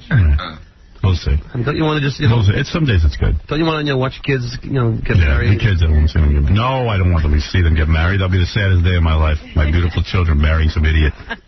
Like me. College. No, I beg my children, don't get married. Don't make me a grandfather. Please. Make it all end. Let's stop the stern lineage right now. How would you want to go? It's a curse. If you had to choose. I'm already working on their prenups. I told them that. Yeah, I've hired a lawyer. But if my kids ever get married, their husbands will sign prenuptial agreements. Oh, dear. Ironclad. On the first date? I'm gonna have There'll be no reason to get married, these prenuptial agreements. Yeah, I control everything from the grave. Well, I know somebody, there's somebody famous, but I won't say his name, but I know a financial planner that does this stuff. This guy has stipulations that when he dies in his estate, that if the kids do drugs, ever get arrested for drugs, they get no money. Right. If they don't graduate college, they get less money. Right. You can put all these things in your... Yes. That's good. I approve of that. I think I should rot in hell. All right, let's do some news. So you're going to the show? I'm going to the DFP if they get me the copter. Steve said he's getting me a copter. I'm bringing the kids. I'm bringing like 8 kids with me. Then they'll have 50 helicopter trips. Yeah. We got about 12 helicopters. I think Vietnam is going to be an invasion. Do they have lawn seats, or are you going to be backstage with them? What? Do they have lawn seats? No. We're going to be backstage. I mean, what am I going to do? I always have to babysit anyway during this thing. In fact, you know what? Are you going to be there? You're going to watch my kids. Guess what? Hey, Gary, John, and 2 other interns will be in charge of watching my kids so I can jam. Are you going to get on stage? I don't know. I doubt it. We'll see. Steve always convinces me to go out there and say a few words to the crowd. And then what you do is you go out and you just say the F word. That's all I want to hear. Because that's what the bands do. Are you going to take the stage again with somebody? Is that what we're... Well, I took the stage with Rob Zombie, but he's not playing this year. Didn't the band ask you to jam with them? I thought somebody wanted... Oh, Ozzy wanted. I might do a number with Ozzy. Well, do the number you're planning. Spirit in the Sky. I might do Spirit in the Sky with Ozzy. No, all you go to jail halls do this. You know how to play Paranoid, right? No. I don't really know too many Ozzy songs. That's easy. Yeah. I really don't want to perform. I just want to watch the show. I enjoy the show. I'd be happy to introduce Limp Bizkit or Ozzy or STP for that matter. You know. I'm all right with that. Are you going, Robin? I'm still undecided. Yeah. Busy. She's not that into the DFP. I'm just not into hanging around. Well, we'll drink. Do the song. You don't drink. That's your problem. Keep the songs going and then get me out of there. We're going to have drinking there, aren't they? See, that's all I care about. I can't have a whole day without that. No, that's the whole fun. No, I just want to hear music and yeah. Don't bother. not my thing. It's all a big excuse to get together and hang drink. out and drink. Yeah, Dave, go ahead. You're on the air. Hello? Yeah. Yeah, those 2 douchebags, Tom Chiusano and Steve Kingston, built that whole concert around Hole, and Hole never performed. Right. So what they did is they had Stutter and John and Fred's band, which both sucked. Which This is the white rapper, Howard. Yeah. You know, he just got arrested today. How come? His wife finally called the cops on him because he hit her. Oh, dear. You beat your wife? I beat the hell out of her. Nice guy. Why? Didn't touch her. John, I told you I didn't touch him. Why the hell would you say such a stupid Well, I mean, it could be one of his scams, but he did have a guy that sounded like a cop asking him questions. No, you know nothing he said. No, I know. Stop. You're falling for his crap. No, I'm saying I probably was a scam, but, you know. Don't get in no helicopter either, Howard. Why? Why? Would you get in that bucket at the private premiere party? No. So don't get in no helicopter. Dude, there's riots out there, too. Don't even go there. Where? Where? New Jersey. That's where all the riots happened. Remember when, what was it, a couple years back, right after Woodstock? All those Yeah, but I'm not going to be near any riot. I hope not. Are you guys performing or what? Who? The losers? Yeah. No. What happened? I thought you guys said you were performing this year. Nah. We want to go enjoy the show. Right. Like everyone else. And you're going to bring your kids, too? I always do. I don't know about that. Bring the old ones, not the young ones. Well, yeah, of course. Right. And you're going to bring Robin, too, then, right? Robin's her own woman. People think I have control over you. I know. Whenever they see me, they ask me where you are. Like, we hang around together. And I get that all the time. Like, where's Robin? You can't be seen without me. Right. Well, I'm saying Mr. X always has to be there, right? You don't trust Howard around. Once in a while, she's away from Mr. X. Not really. Once in a while. Not really? All the time. She's no. Every time I see you with him. Yeah, she came You never see me. Sometimes he's downstairs waiting for us since of the show. Making sure no other men are coming to pick her up. He does keep a close eye on you. Do you guys ever have sex in that car, Robin? Sure. Yeah, when Penn came up there, he was downstairs with his binoculars. That's so funny today. All right, I'll go now. All right, goodbye. You gotta laugh. Go beat your wife. Quit while you're at it. Howard, I swear to God, I never laid a hand on her. All right. Sure. Thank you, Sean. Later, bro. Okay, OJ. Okay, OJ. I swear. I never touched her. She hit me. I didn't kill her, no matter how much DNA you find. All right, what's in the news, Robin? Oh, lots of things. John, you can sit there. I know he's dying to sit there for the news. Just sit there. Go ahead. I don't think he's dying to sit anywhere. Apparently, Jane Fonda sat down with Oprah Winfrey, and she's trying to spiff up her image now that she's 62. And she says she regrets the Hanoi Jane tag and that she posed for pictures on top of a tank back during the Vietnam War. She apologized in a live TV interview with Barbara Walters in 1988, but furious war vets who branded her a traitor and a communist said her flip-flop was too little too late, but she's trying it again. Well, so Jane is saying she regrets the photo. Jane Fonda did a lot to help bring the war down. I don't fault her, even though I don't like the idea that she posed with the Viet Cong. That doesn't please me. But I've said in the past, anybody who fought against the war and helped end that thing any time sooner than it was going to, I applaud. Well, and maybe her methods were wrong, but, you know, her heart was in the right place. I mean it. Who knows? I think. I don't think you know her. I do. I think she wound up, supporting something maybe for all the wrong reasons, and now she regrets it. Well, whatever. Not going to argue it. No, I'm just saying, you can say she helped to bring down the war, but don't tell me her motivation for it. I'm telling you. Okay, all right. I have to tell you this. I would like you to talk to her first before you tell. The chances of me talking to her are very slim. I'll tell you one thing. When she was a lot cuter, it was a lot cuter for her to be posing with the Viet Cong. Yeah, she regrets it now that she's 62 and can't do it. All right. What if she banged it a little They bit? throw her under that tank. Right. Now they don't even want to hear from her. All the vets should be happy she lost her looks. They are still looking for 20 more people to arrest for this, or 22 more people to arrest for this wilding after the Puerto Rican Day Parade. They've already arrested 20 people, and they're still looking for 22 more. Look in Fred's apartment. His posse. Just amazing. There was one guy who was arrested. You know what he said? I was just having a little fun. Yeah. Spraying the water on the women and molesting them. I was just having fun. Yeah. Problem was the women weren't having fun, stupid. They weren't asking for it. Although I was talking to one guy, he says, take a look at those tapes. Those women look like they're having a good time. What? That's what this guy said to me. Well, I haven't looked at those tapes. And by the way, There were women crying when I saw them. Me too. And some of the women's groups have said that they think it's really wrong that they showed the victims' faces. Oh, Hillary Clinton was screaming about that. That's right, Hillary Clinton included. And she is right. They should not show these young girls' faces on camera while they're being molested. There's something a little sick and perverse about that. And I'll tell you something, the FCC... What do you mean? Well, the fact of the matter is when you are a victim in a crime, You don't need to be victimized by then having your face put all over television while you're being raped. They put their face on television. They shouldn't. They should so not. You're saying any crime. Because see, there's a delineation between crimes here. If it's a sex crime, people are saying... No, I'm not making that. Hide their faces. Rape is fun in no instance, and the molester, show him on TV. I got no problem with that. But tell me if a robbery victim is any different than... What did I just tell you? People who are victims of the crime haven't done anything wrong. They have nothing to be ashamed of. I didn't say ashamed, but they're not looking for notoriety. That's why you hide them. No, wrong. They're not looking for notoriety. These are private individuals who didn't go out to be on... Any crime, not just sex crime. Any crime. But the people who are screaming are saying sex crime victims. Well, never mind what they're saying. No. I'm telling you the truth. These people weren't out there looking to be famous. They were out there to have a parade.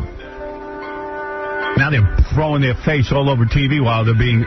And don't tell me the TV stations can't block out their face. They do it because they use these people. They use them. They talk about us doing stuff. They should be fined for that. I think it's much ado about nothing. Yeah, whatever. Anyway. We'll put your face on there while you're being raped. Wouldn't bother me. Yeah, we'll see. Okay. We'll see. An upstate couple had this license plate. It was ADKL and then a space and LUVR. Right, that's my license plate. Well, that's because they got this license plate. It's one of these vanity plates that annoy me because I can never figure out what they're talking about. Right. And they got it because they love the Adirondack Mountains. Right. And so they put this license plate together. Well, some woman was in her car with her kid, and her kid looked at it and thought ADK Lover was a reference to male anatomy. Oh, right. Of course it is. Oh, it's not. A DK lover. Right. And then the motor vehicle department, that's Ralph's license plate. The mother of this kid wrote to the motor vehicle department, and then they contacted this couple and said they had to get rid of their license plate. Of course. Because you can't have offensive license plates. Mm. So now there was a whole big argument of whether ADK Lover... Oh, it's ridiculous. Meant, a guy's anatomy or not. As soon as somebody complains, they automatically say, you know what, why... They don't even... Yeah, well, they're like, well, why hassle? We'll take it away. My license is PP Lover. And so far, so good. What do you mean by that? You know exactly what I mean. Mine is PSSYLVR. Oh. Because I love cats. Oh, dear. So I thought that was funny. ADK. And this little kid, he figured out it was offensive. Right. But that's funny. Message to Jackie. If you need a reason to stay away from marijuana, here it is. UCLA researchers have found that it promotes tumor growth. Oh, that's wrong. So that's why I got this lump on the side of my head. A report in the July issue of the Journal of Immunology. He'd be dead if that was true. THC, the active ingredient in marijuana, impairs an anti-tumor immune response in mice. Mm-hmm. You know how much pot they give them? Hey, it's not a tumor, it's a twin. Scientists also say that smoking marijuana may be more of a cancer risk than smoking tobacco because of the level of carcinogen-laden tar in pot.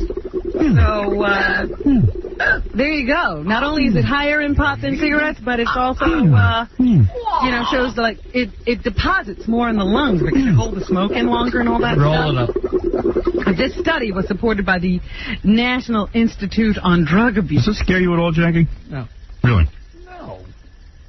5 years from now, they'll find out that was malarkey. They say this study, they did it on mice. I guess rats don't have the same problem. So Jackie's a rat. Yeah, very good. Hey, Mickey, pass that joint.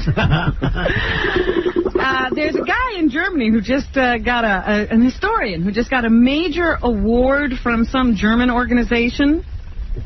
And the reason they're honoring him is because of his writing, and what he's writing is that Hitler probably had a rational core to his anti-Semitism. There you go. That's an important thing to write. I told you we shouldn't trust these people. That's why I was yelling at that Hun yesterday. This guy says that because there were a lot of Jews who were communists, and Nazism was anti-communist. Yeah, and everything it else. Probably made sense to attack the Jews. I agree with that. Oh, thank you very much, Daniel Carver. And now the guy is being honored and being asked to speak everywhere because of his views. Yeah, of course. The Germans are looking for any way to get back to where they were. That whole Nazi thing. What is it, Jose? Hey, Howard. Yes. Sunday, it's no problem. The girl, she wants to play. It's no, ¿cómo se llama? The girl, she likes it to touch the ass. It's no problem for the girl. Then she complains to the policía. This is my helicopter pilot for the dysfunctional family picnic. Right? Yeah. Howard. You should be fine. Man. Howard. Yes. Tú sabes que me habla porque él muere. Pínsele, maricón. Mis sabios que pesca en la El cocina. policía have a problem. Mis sabios que pesca en la cocina. Ah, shut I up. think he's agreeing with you. Oh. About what? I don't know. Something about the Puerto Rican Day Parade. I guess. This guy sounds as guilty as sin. The Dalai Lama was in Washington yesterday. You know him. He's Yeah, that's Jackie's idol. Hangs around with Richard Gere, you know, who wears the orange robes. Oh, Dolly. Oh, I've always wanted to see you. The Dalai Lama wants his country back, and he's always running around lobbying various groups to help him. Country of you. And he's a meeting with the Chinese government so he can get his country Imagine back. trying to get your country back from the Chinese. They're really into negotiating. It'd be easier for the Indians to get their land back. So I guess he was in Congress yesterday talking to congressional leaders, and he said he's not for isolating China because of its civil rights abuses, including many committed against the Tibetan people, number one. The Dalai Lama himself? Yeah. Can't believe he's talking. The sacred one. Here you go, Jackie. I always believe that China, most populated nation, they must bring into the mainstream of the world community. Man, he's a... Whatever. That's the Dalai Lama. OJ's clearer. The U.S. spends more money per person on health care than any other country in the world, Howard. But we're only ranked 37th in the world in terms of health. Yeah, because our doctors charge a fortune. Richard Brown of the UCLA Center for Health Policy has an idea about that. Number 2. Okay. We spend a lot of money on paper pushing, on profits for a limited set of companies, and on marketing costs that other countries simply have minimized. Do you know who has the number 1 ranking in healthcare? Sure, Sweden. Nope. Who? The French. Oh, of course. And Italy's number 2. We should be really embarrassed. The French don't do anything all day, so they're healthy. No. They have the best healthcare system. Really? Yeah. Maybe look at the U.S. The Reverend Jesse Jackson. We're spending all our money buying pot for mice so we can figure out what's going on. Drink, you rat. The Reverend Jesse Jackson has lent his voice to the chorus seeking to halt the execution of Gary Graham. Graham is to be put to death on Thursday night for the 1981 killing of Bobby Lambert during a Houston robbery. Yesterday, Jackson visited and prayed with Graham, and then he told CBS News why Graham's life should be spared. There was only one eyewitness. There were other witnesses who were never allowed to testify. Therefore, there was not Beetlejuice makes more sense. Cross-examination. He did not have competent counsel. Okay, Jackson says the pressures on Texas Governor George W. Bush, the Republican presidential hopeful to have the State Board of Pardons and Paroles urge a reprieve or a lesser sentence for him. If he can be expected to lead a nation, he must be able to lead 18 people. There is some precedent for the governor making an appeal and a recommendation to the board, and they honor his request. So he has the power and the appeal to make that recommendation. Whatever. I understand that Graham has asked Jesse Jackson to be a witness. If he is put to death, he would also like the governor to be there as well. Get Russell Simmons there, too. He attends every party. What is it, White Rapper? Yeah, John, your big mouth got the cops back at my door again. They're downstairs trying to get in my building again, bro. Yeah, well, who could believe you? What do you mean, who could believe me? You're always lying. Yeah. Boy who cried wolf, right? Right. Dude, so now I need help, or they're going to come arrest me for what John said. Oh, get out of here. Call us when you get out. You got to be kidding me. Are you for real? No, are you for real? Now, you're going to keep crying wolf, and then when you really need help, we're not going to help you. I don't understand, Howard. All right, stop it already. Stop with the calls today. You did enough. You were good today. Dude, I'm telling you, they're going to come arrest me right now for what John So let's said. hear it. Let's hear the cops. Yeah. They're buzzing my buzzer. I'm not letting them in the building. Want me to If you them let in? them upstairs and they actually get to talk to a police officer, we will do something. Right. John spoke to the cops before. All right, so let me talk to him. But let him in. Now. I'm not letting him in. Because what? So I can go to Why? jail? For what? For this girl lying? All right, so you say you didn't beat your wife? I didn't touch her. All right, then I didn't fine. touch her. Well, there you are. So there you go. What do you want from me? I don't hear a buzzer. Ellie, your wife has to call in order for the cops to come. I bet he doesn't even have a wife. Dude. All right, there's nothing I can do. Take it up with the police. Right. And then what? So you'll accept my call from jail then, right? No. We love to talk to people. I'll be happy if you don't call me anymore. Really? Yeah. All right, so I'll never call you again, all right, douchebag? All right, goodbye. Yeah, all I did was try and help you, and now you're going to be a dick to me? You try to help me. All right. What, you call up and scam us every day? Yeah, right, that's the first time I ever cursed on the air, right? Call the police on him. He's abusing us. Yeah, my phone etiquette is perfect. That's the first time I ever cursed on the air. Yeah, well, now you did it. Now you did it for real. Yeah. They made one mistake, too. Right. Yeah. So now what? I only killed 2 people once. What do you want from me? John McMouth got the police. I just filled out a report waiting to come back here, and now they want to arrest me. Why are you John calling McMouth. So why are you calling me? What does that got to do with me? You want F word. to come and arrest me? You just said the F word. You know, that's twice in one day. Out of 7 years I call you, that's the first time I ever cursed. You know what I'm saying? Yeah. No, we don't. No. Yeah, well. So take it up with your wife. What do you want from me? Yeah. What do you want from me? What can I do? You know what happened, Howard? You gave her those breasts, and she turned into Hollywood Hope. She forgot who the hell she was, and now she thinks she's a superstar. All right. I've had enough of him. Yeah, because they didn't know police. He didn't ever put anybody on the phone. He's so phony. He's just such a phony. Loves airtime. Where was Ralph? Did he want to get on? Oh, okay, he's gone. And what, were the Blockbuster Awards on last night? He was calling me last night, all last night. Yes, they were. He's like, you should see this one and that one. Alyssa Silverstone's a pig, and calling me with fashion updates every minute. Yeah, I looked at the lineup. I didn't even bother to watch. Because there was a lot of good-looking chicks. Well, that doesn't interest me. Mm-hmm. The Senate has voted to expand the definition of hate crimes to include sexual orientation, sex, or disability. That means it is no longer okay in this country to hate people who are gay. Ah! I know Jackie's very upset. Yeah, Jackie, what are you going to do all day? She's taking my fag jokes. David Smith of the Human Rights Campaign is glad the bill contains wording protecting homosexuals from hate crimes. Number 5. All right. This is a tremendous victory. The Senate has made a very strong statement that the federal government will develop a strong response to hate crimes in this country, and that gay and lesbian Americans must be protected from hate crimes. All right. It's safe to be gay. I thought we were all cooking. What? I thought we were all protected from crime. No, it didn't specifically say homosexuals or all right, well, then that's good. orientation. Ralph, what is it? At the right time. What's up? Dude, yeah, the Blockbuster Awards were great. And at one point, Ashley Judd gives Selma Hayek award, and they both have their breasts hanging out, and they start kissing. And What are those two giving the awards for? I don't know, but they looked great. Doesn't matter. No, I missed it. What channel was that on? 5, I think. 5, I think. I missed it. I taped it. Yeah, let me have that. Yeah, I have to. I'll let you borrow it. And Alicia Silverstone is ugly? Oh, dude. I told you, she doesn't even look like Alicia Silverstone. Remember how she used to do that cute little thing with her mouth? Yeah. Now her mouth is like all over the place. It's really disturbing, and she's like 8 feet tall, and she just looks odd. Really? And a really bad haircut.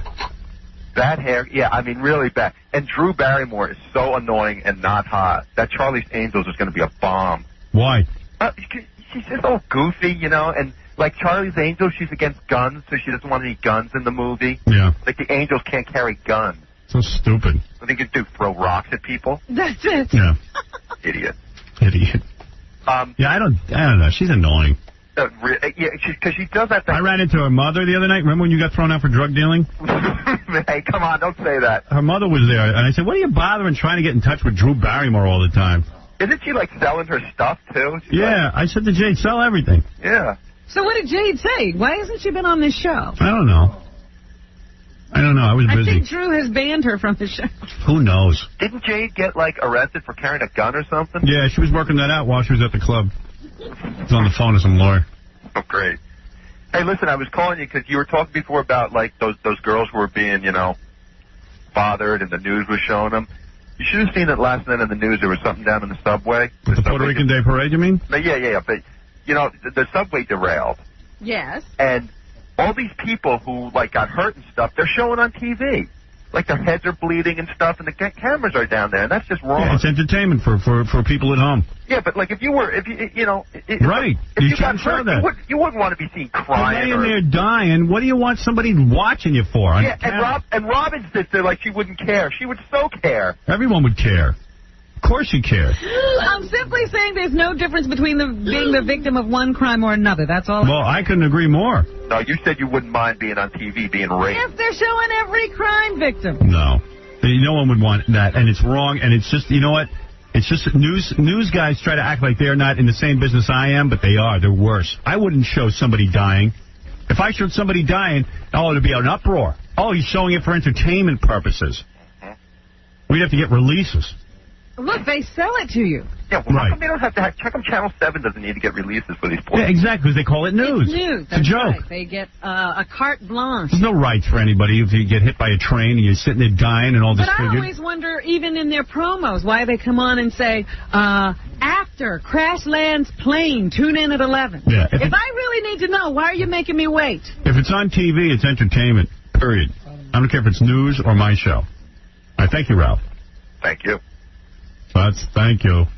Speaking of thank you, Thank how you. does your father feel about reruns of Who Wants to Be a Millionaire? Don't know. I haven't spoken to him about it. Really?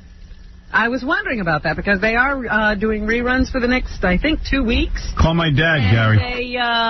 last night I happened to tune in just to see what was going on. They had the very first show that they ever aired. Oh, is that right? Yeah. That woman was from the first show? What woman? I saw some woman that got up to like $16,000. There could have been. I know I was watching. They had it at 8 and at 8:30. Yes. Like it was only half an hour. Yeah. So those were the very first shows. And I saw the first guy who sat down, and then he lost. First he announces that he's a Mensa member, and then he loses after he makes about $1,000 or anything. That's great. Has to call lifelines for. The question was what big chain was responsible for the Monica Lewinsky dress? That was the subject of the impeachment. Do you know which chain it was? No. Because at the time it was all over. Give me the choices. The Limited, the Gap, Levi's, or Walmart. It was the Gap. Of course. Yeah. He has to call a lifeline for that. Oh. And, you know, there were other, like, very simple questions like that, and he couldn't get them. And he says, yes, I'm a Mensa member. How do you feel about the show Millionaire rerunning episodes? Thank you. So anyway, and when he finished and lost it, only getting $1,000, Regis announced he was the very first person to play the game. So it was the absolute first show. Howard? Yeah. Line 17 for Ben Stern. All right, let's hear. Hello, Father. How are you doing? How do you feel? I feel very good. No, how do you feel about the show Millionaire rerunning episodes? Well, I'll tell you what isn't bad about it. All right. I'll tell you what's good about it. Okay. Many people weren't tuned into the show at the beginning. I wasn't. Right. So I'm watching the rerun. So you have not seen these shows? Exactly. Now, the thing I don't like about it, they were in half-hour segments. Right. And it's very redundant. They got the beginning and the end, and they keep breaking, because it was done in a half-hour show. They could have edited it together. Well, I don't know if they had enough material to make it an hour show. Right. So that was the negative part of it. All right. So you feel, because you have not seen those episodes previously, Exactly. that it was interesting. Also, I noticed that the game was played somewhat differently in the beginning, in that a lot of the players used up their lifelines early on, where I think now they take more risk. Exactly. I mean, they especially on the easy questions. I mean, you had to take some risk if you want to try and make money. Right. You can't go. They were very conservative. Sure thing. Right. And the questions were much easier at the very beginning. Right. I agree. It became harder. Yeah. Yes. It's true, but it was the beginning of the show. See, a lot of the people who came on later on were able to observe the shows preceding. Right. And they learned really how to play it. So that's really what happened. So you found that it was interesting and worthwhile to watch, You don't mind the rerun. even though there was redundant aspects. Right. For the simple reason what I told you. Many people didn't even see them. Right. But would you like to see shows you've already seen before? No. No. So you are against that. Well, I mean, how would you feel if Regis needed a vacation, if a different host was to run the show while Regis was absent? That's not a smart move. That would be bad. Yeah. So Why? what should they do when Regis needs a break? They pump him up, get a doll that looks like him, and get a ventriloquist. Well, he can certainly take vacation. They don't run 52 weeks a year. That's right. Listen, they could have taken off 2 weeks and put something else on. Or, there again, as low as the ratings were, if they showed programs from the early part of the year, many people forgot it. Many people didn't see it. So even if the ratings are low, it'd probably beat the other ones out. Why don't you admit you have nothing to do? Why didn't you admit you have nothing to do? You have to call me. What would you do if they ever canceled Millionaire? Well, now that's a problem. Right. You love it. That's I your have to favorite go show. back to looking at the wall. Are you watching the show Survivor? I haven't gotten into it yet. No. Well, you know they took Millionaire off of that night because No, you're Survivor wrong. was beating it. You're wrong. I heard you say that, and you were completely wrong. I was completely wrong. And I'll tell you why. Why? They had a sports activity on, the hockey game, that they were obligated to carry on Thursday. Which was the Millionaire Day. They moved it up. They could have just forgot about it. They moved it up to Wednesday, figuring, well, they'll get another day in. No, but they went up against Survivor to weaken it. Survivor to No, win it. but they did because... You're wrong. If there was no sports thing, they would have gone on. No. Listen to me carefully. The first week that Survivor was you on. got to battle him on this because he is a millionaire expert. I'll give you the answer. Know something. I'll give you the answer in a minute. The first week that Survivor was on, they deliberately put on 4 shows. They really wanted to go in there and smack them up. That's right. Okay. This was not the first week. Then they went into the second week, and they had the hockey game. Yeah, but they could have just not put Millionaire on that night, so they purposely moved it to Wednesday. Well, so because they thought it would knock off Survivor. Right. Not only that, listen, what, they're going to put nothing on and get a 2 rating? Is Millionaire the perfect game show? Is there any aspect to Millionaire you would change? Not really. Really? You feel it's perfect? Well, the only thing slightly, I think they're going into a little too much dialogue. Yeah, Regis talks too much with the contestants. He's getting too comfortable. Right. I feel that it's almost like they're trying to waste some time, and I don't know why. Right. They certainly have enough people to play the game. And I really feel so bad for people that travel all, get this thing ready, go through all this, and they may only use 2 calls. Right. Which is wrong. 2 give calls? As many, well, 2 people. In other words, it would be 2 games so that you could get on the show. I see. All right, so you feel that they're dragging out the show more. And I notice as Regis gets more comfortable, he's getting more chatty. Right. You see, you ought to tone it down a little bit. Right. All right. There are certain things he could use to talk to the people. You know, what they do. I'm very interested in the work they do and so forth and so on. But other than that... Yeah, well, but not to get into nonsense that nobody's really interested in. Mm-hmm. How do you feel about Regis's clothing line? Well, I tell you, he probably doesn't have good advisors. Because, as you explained it very well, which, I had spoken to you about, when they have a celebrity, because they're always looking to have the imports cut back. Right. Because of the American industry. But they can't do anything about it because they have no particular person to zero in on. So when the celebrity backed the clothesline where they're after, like Van Heusen, they went after Regis. Regis didn't know anything about this, but his advisors could explain, listen, you're leaving yourself open. I mean, it was pretty obvious that he's leaving himself open. He sits next to Kathy Lee every morning. My father should write a thesis on Millionaire and Regis. I think Come on, he had to know. Howard, I can write a thesis on anything. Don't be a smart guy. Right. But wait a minute, Ben. He had to know that he was opening himself up. He sits next to Kathy Lee every morning. Yeah, but he didn't realize that the labor movement, against the imports would take him on. Who are you going to vote for in the next election? I haven't. What do you mean who? Are you going to vote for George W. Bush or Al Gore? I'm not committing myself. What about Hillary or Rick? Who are you supporting, Hillary or Rick? Well, I tell you, Blasio seems to be a very good candidate. I have nothing, against him. And, we got to see how it plays out. He's voting for Lazio. He's voting for. He doesn't want to say. Yeah, he's afraid his public will turn. I didn't care whether he thought Regis shouldn't have been involved with Van Heusen. I want to know if he's buying the clothes. Are you going to dress like Regis? What do you mean? Am I? I'm already dressing like him. My father walks around hosting Millionaire all day. I have a dog. If I see Regis, do you want me to ask him if you could be on Millionaire? No. You do not want to try. First of all, you can't pull weight on it. That's not right. But the phone line is open again, Ben. Have you called? There you go. Then it's up to me, not up to Regis. No, what if they have a celebrity? I'm not a celebrity. What if I can get you on there? What if I can get you on there? I don't want to do it. Ah. I can't answer those questions. You claim to be an expert. You tell me you get all of them almost. And you're good at the fast finger, so you'd get into the high. I said I score very high on the questions that are asked so that you can play the game. It's 2 days away from Mom. What do you care? Go do it. Like the other day, they had comedians, 4 comedians. Which one is the oldest to the youngest? Right. You know, that was pretty easy. Meanwhile, they all lie about their age anyway. Yeah, how can you tell? All right. So, so you do not want to be on the show Millionaire. If I could get you on there. You can't get me on. How do you know?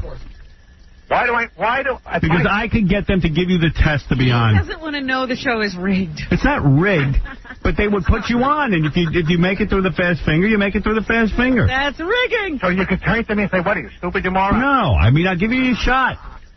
Listen to me. You probably have a heart attack. That's what I mean. Why do I need... Right, that kind pressure? Right. Wouldn't you like $1 million? How far up the scale do you usually get? Well, a lot of times I get the answer to a question by going backwards, negative, eliminating answers. I may not know the answer, but I know what is not the answer. But how far have you gone is what we're Well, no, I don't get them all. I like the other night, I got 2... In other words, to be able to play the game, you have to answer 4 questions to people in order. Right. 4 questions. I did very well on that. But as far as the questions are concerned, some I know and some I don't. I bet you had trouble with the question of the Jackson family. That's right. I know that. All right. All right. You bet that music stuff. I'm dead. You know what? Right. Now listen to me. Today is Wednesday, right? So you got to sit in front of your TV now till Thursday night. So you could watch Survivor. No, I leave it on. The TV is on right now to the station. Right, so you don't miss anything. But no, if I walk by and it's on, then I sit down. All right. Listen, Dad. Yeah. Good luck to you. You know what I want to do? What? I want to record a segment of Millionaire the next time it airs, and I want to play it with Ben the next day. Because he'll watch it. No, get the CD-ROM and ask him the questions. See how he does. There you go. Would you be willing to play Millionaire on this show? You know what will happen if I miss the first one? I'll kill myself. Right. Oh, jeez. You got to calm down. He's very afraid of humiliation. Listen, my son, all he does is humiliate me all the time. I'm not going to give any more. Right. Oh, so you won't even play with us? Yeah, I'll play. Oh, good. You know what I'm doing with my father? For his birthday next year, I'm going to design the living room as the Millionaire set. I'm going to redecorate the whole house. Give him a whole millionaire party. Yeah, it's going to be Regis Millionaire decorating. Wow. And my mom will be the contestant, and he'll be Regis. There you go. And we'll sit there forever locked in that room. He has to pass the 5 finger to get a piece of cake. Right. Will it be all right if I invite people over? Yeah, you do whatever you want. It's your house. Have your own Millionaire set. I'm really thinking of building him that. Imagine him sitting in there. They always have themes at these parties. It would be so great. Idea. What is it, Gary? I completely forgot this whole conversation. You know that guy that writes Millionaire games for you? Yeah. He wrote one just for your father. All right, I asked my dad a couple of questions. Great. Yeah. Right here. See how you do. This is, I haven't even heard these questions. Okay, you ready, Mr. Stern? Go ahead. And does he get lifelines and all that? Sure. Okay. All right. Okay, your $100 question.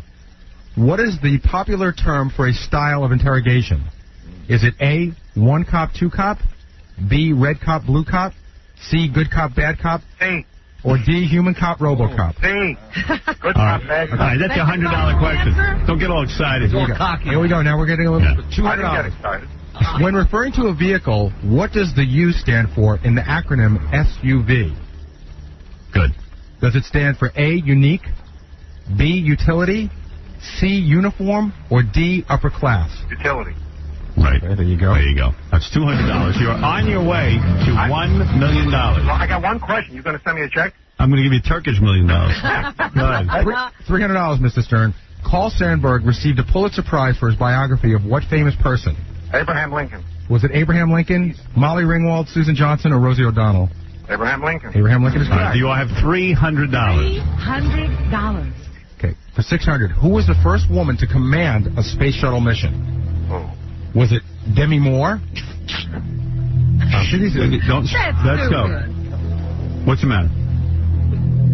I'll read you the choices. All right. A. Demi Moore, B. Queen Latifah, C. Cindy Crawford, or D. Eileen Collins. Please.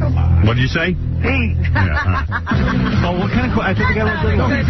Was he trying to be funny, or is he got a real question? It was good up to that point. Yeah. What do you want from me? You're getting goofy as they go along. Yeah, I mean, that was dumb. Go ahead, next. All right. Which of the following businesses is known as an online auction company? Okay. Is it Playboy.com, HotJobs.com, Mattel.com, or eBay.com? Must be eBay.com. Is that your final answer? Yeah. That's correct. You are correct, sir. Wow. What's he up to? Well, now he's up to $1,000, but here's a right. Now, remember, you can lock in at 1,000. Now, at 1,000, he gets to take home 1,000 no matter what. That's right. He ain't taking home anything. I get substantially more. Go ahead. Okay, for $2,000, which NFL MVP quarterback was the first person to say, I'm going to Disneyland? All right. Was it A, Phil Simms? Phil Simms. B, Joe Namath? C, Kurt Warner? Or D, John Elway? Hey. Was that your final answer? Yes. That's correct. That's correct. Very good. You're up to 2,000. You haven't used any of your lifelines. You're buzzing right through, Ben. Here I am. Okay. This is sex for my dad. Go ahead. Which of the following choices is the letter turner on the show Wheel of Fortune? Oh, boy. Go ahead. A, Vanna Black. Vanna White. B, Vanna Green. Oh, he gave you the answer. Come on. Okay. This is not a good game. All right, well, let's see. $8,000. Which of the following is not a regular on 60 Minutes? A, Steve Croft. B, Leslie Stahl. C, Dan Rather. Or D, Ed Bradley. Not a regular on 60 Minutes. Say it again. Okay, A is Steve Croft. B is Leslie Stahl. Dan Rather or Ed Bradley? Dan Rather. That's correct. That is correct. Yeah, of course. I mean, this is... It's pretty babyish. Yeah, go ahead. All right, well, listen. Look, he feels good, my dad. Stop patronizing me. You're asking the question. Well, Gary came up with What do you want from me? Who came up with this? Attack Gary, don't attack me. No, I didn't come up with this. This is the listener who usually sends us pretty good games. Go ahead. That's a bad one, too. Yeah, are you ready for $16,000, Mr. Stern? Who was the first person to win $1 million on Who Wants to Be a Millionaire? Was it A, John Carpenter, B, Alan Harris, C, Alan Paxton, or D, Dan Blocker? A, John Carpenter. I wouldn't have known that. That's correct. Wow. See, that's a tough one. How'd you know that? What do you mean, how do I know? It's common information. It's not really common. Common information. You people are not common enough, that's all. Go ahead.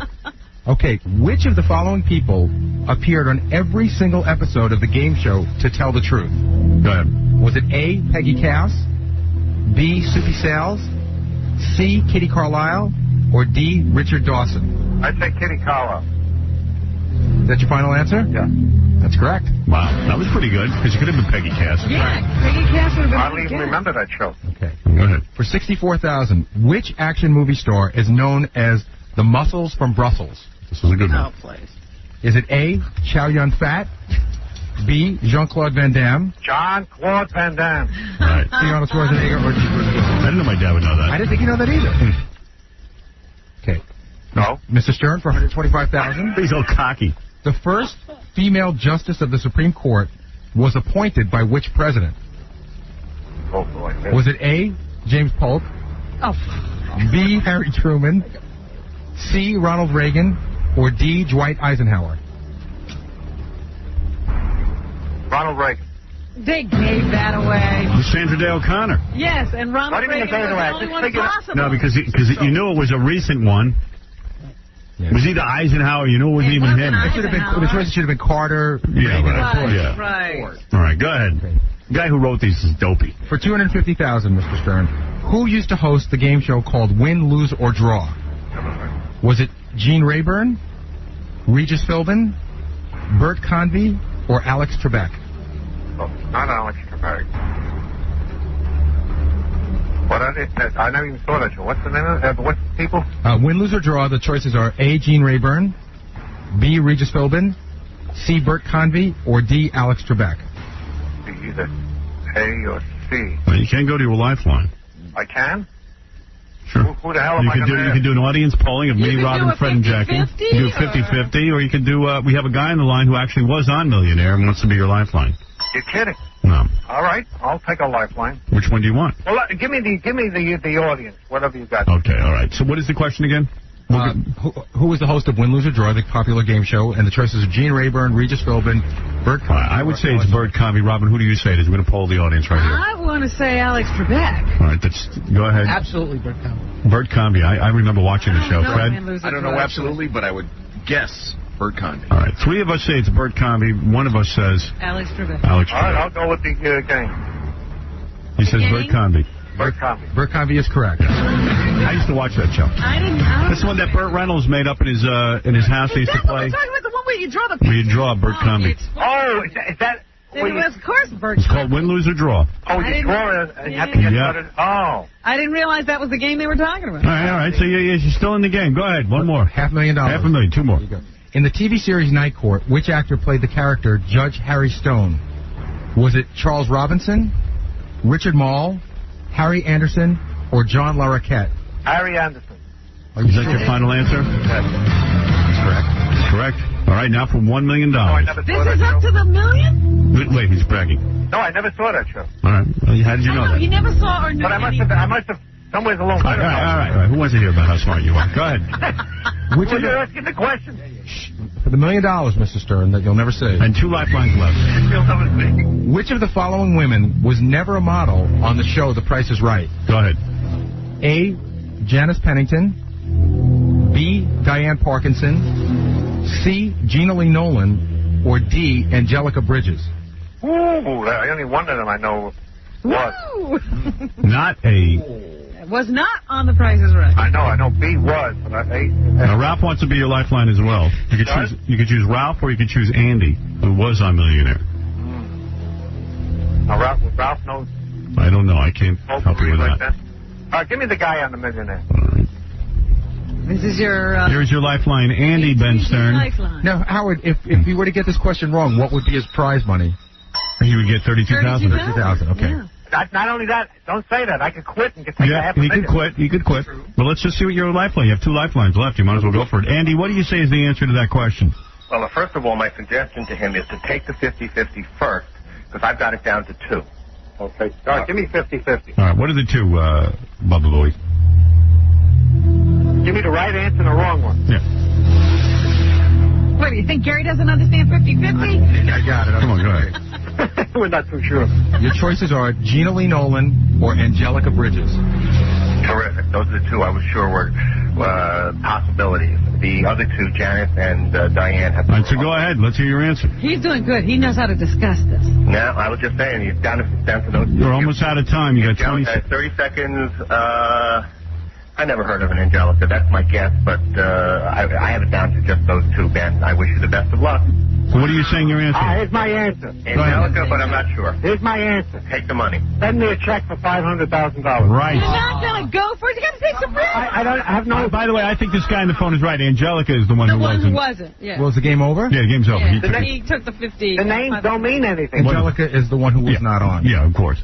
All righty, guys. Thanks a lot. My pop pussy You down. had $1 million. All right, Dad, you did pretty good, but that was a real easy version. No, I could have guessed and be a hero, but I wanted to play the game Right. legitimately. Now you did it right. You know what, Howard? May I be very proud of yourself. I don't want to be stupid. Right. I didn't get a chance to really look this game over all the way. May I write one for your father? Yeah, write one for really, you. Right, write one that is a accurate demonstration of his brain power. Right. Yeah, the questions get harder Right. as you go along. Yeah, give him a good one. I know what to do. Now make it a mixed potpourri. Yep, I know what to do. Of common knowledge. All right. Thank you, Dad. Where is it? Where's what? You got to go make it up. Oh. He's going to make it up, and then he's going to call you tomorrow. Tomorrow. Probably call me in 3 weeks. No, he'll call you tomorrow. Okay. All right, goodbye.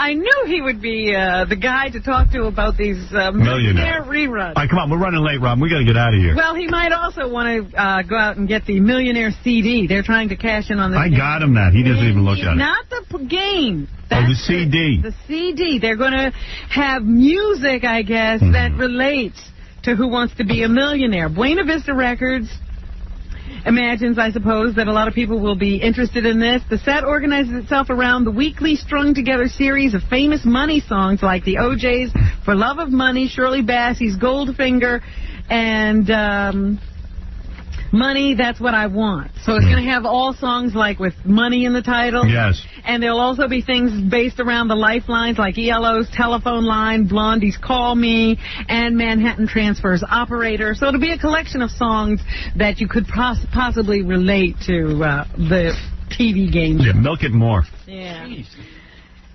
Regis Philbin received an award for his monochromatic shirt and tie look for Who Wants to Be a Millionaire. They're giving him credit for that, and he, of course, started a clothing line based on his look. Because he doesn't have enough money. And meanwhile, Kathy Lee Gifford announced on yesterday's Live that she has inked a deal with Universal Records for a pop album. Good. We can hear more from her. She's going to do an album of pop songs once she leaves Live with Regis and Kathy Lee. John Rocker has announced that when he comes to New York to play the Mets, along with the rest of the Atlanta Braves, he himself will take the number 7 train to the stadium. So he's nuts. You guys can possibly catch up with him there.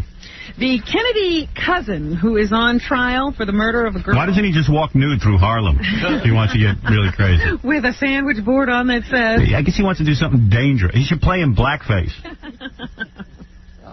Well, my thing is that he's got to do now everything he says he hates because he's got to make up to everybody. But anyway, the Kennedy clan member charged with beating a Connecticut teen to death with a golf club 25 years ago, he is on trial up in Connecticut, and yesterday some former friends got on the stand to say that he either bragged to them or cried that he actually did have something to do with this murder several years ago. This guy's now 39. He's being tried as a juvenile because the crime occurred when he was about 15 years old. And they say he broke down and cried in the courtroom yesterday. People are speculating that, well, is he crying because he's guilty? Or is he crying because he can't believe that people are saying these lies about him? It's up to how you feel. Jim Carrey has a new movie coming out called Me, Myself, and Irene. It opens this Friday. Here, Jim answers the question, do you ever feel schizophrenic? I am not innately schizophrenic. I do have those two separate sides, but they're not quite as far out. Please, I'm getting very sick of him. Funny guy, but I'm getting sick Now of that he's stepped away from the Andy Kaufman thing, what did he learn from that experience, number 7? He learned not to be in a serious movie, I hope. That experience taught me how freeing it can be. Told him that he better read the script before he gets involved. Play a character. And the movie was horrible. To actually live in it, and walk around. I was so sick of that. Oh, Jim Carrey deserved an Oscar. He became Andy Kaufman. Yeah, you shouldn't have spent so much time on that. Go ahead. And does it bother him that he's been overlooked for an Oscar? I have a great life. I have great people in my life. I'm able, as a person who came from talking through his butt, I'm able to work with Peter Weir and Milos Forman in serious projects, and somehow the public has allowed me to do that. And I'm really lucky, and I know that. And I also understand that the Academy, their experience of me over 5 or 6 movies was... All right, so he's fine with it. Okay. And here he is to talk about the breastfeeding scene in Me, Myself, and Irene. Was that embarrassing? It was so embarrassing to me. I was embarrassed for the girl, and she's fine with it. She's like, yeah, whatever. I haven't seen the movie. But apparently he breastfeeds in the film. Good. And Renee Zellweger, his girlfriend, she was asked if anything grossed her out while she was shooting this movie. Golly, what grossed me out? Baby talk. The most. Gosh. I can't say that I was really aware of anything beyond the first day. It's amazing what becomes commonplace on that set. Closest to be honest, she's going to get his bank account. All right, Not yet. They haven't sealed the deal. Also in the movies is Chef. It was the number 1 movie at the box office. Should have done it. With a supporting role is Busta Rhymes. Yes. What does he think about rappers who become actors? Number 9. Let's see. Low.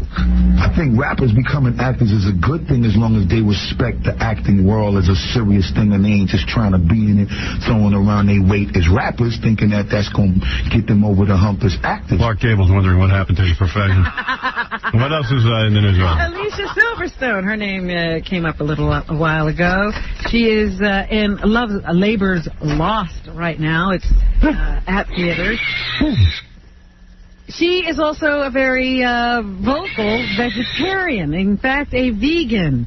What made her stop eating meat? Number 10. I did it purely for moral reasons. That's all. I just said, you know what? I'm a hypocrite. I'm eating meat, and I'm an animal rights person, and this doesn't make any sense. So I stopped.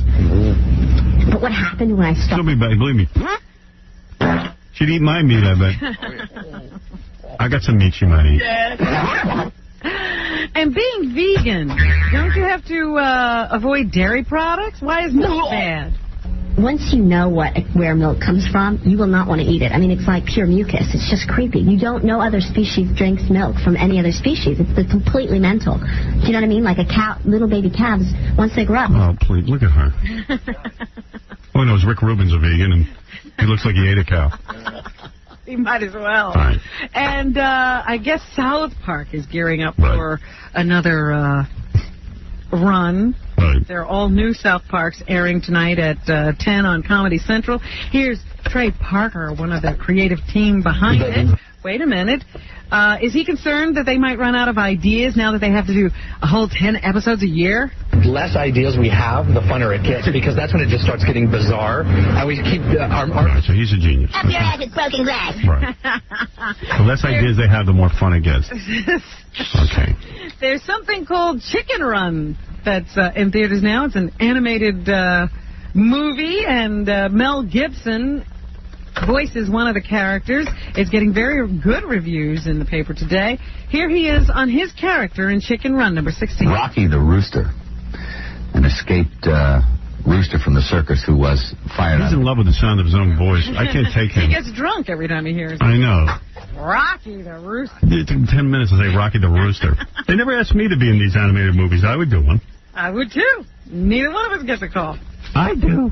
Kelsey Grammer is in a version of Macbeth that is closing on Broadway on Sunday after only 8 performances, or 8 previews and 13 regular performances. In this cut, recorded backstage at the recent Tony Awards, Kelsey was asked if he intends to do more theater. Well, I certainly hope to. Sounds like a bad idea. You know, in the next decade or two, we'll just see what happens. All right. Well, Chicken Run got very good reviews. Right. His turn on Broadway got very bad reviews. Put him in the vagina monologue. And finally, tonight is Survivor Night. Right. It's become a blockbuster. Meanwhile, CBS has something called Big Brother that they will be airing soon. And I read in the paper today that, Leslie Moonves is a little concerned about this show. Yeah. It's a bunch of people. They put them in an apartment or something, and they seal them off from the rest of the world for like 90 days. And then the audience votes people out of this one. So he says he's not sure. They're running it every night of the week. That's why he's a little concerned about it. They've never run a show 5 nights a week, so he doesn't know how that will play. Meanwhile, Stacey Stillman is the young lady who was voted off of the island in Survivor last week, and she was asked why she was voted off. I was voted off partly because my personality didn't mesh with some people, partly because I truly physically was the weakest one there, and they were very focused on the physical aspects of the challenges, even though the one I had just won for them was not at all physical. And partly because some people got wind of the fact that others were going to vote me off, and they jumped on board. Bitter. Rob Burnett is the executive producer, and he says audiences will get to notice how the contestants are gelling starting with tonight's episode. Rob Burnett? That's the guy's name. Oh, it's not the guy from the Letterman show. I hope not.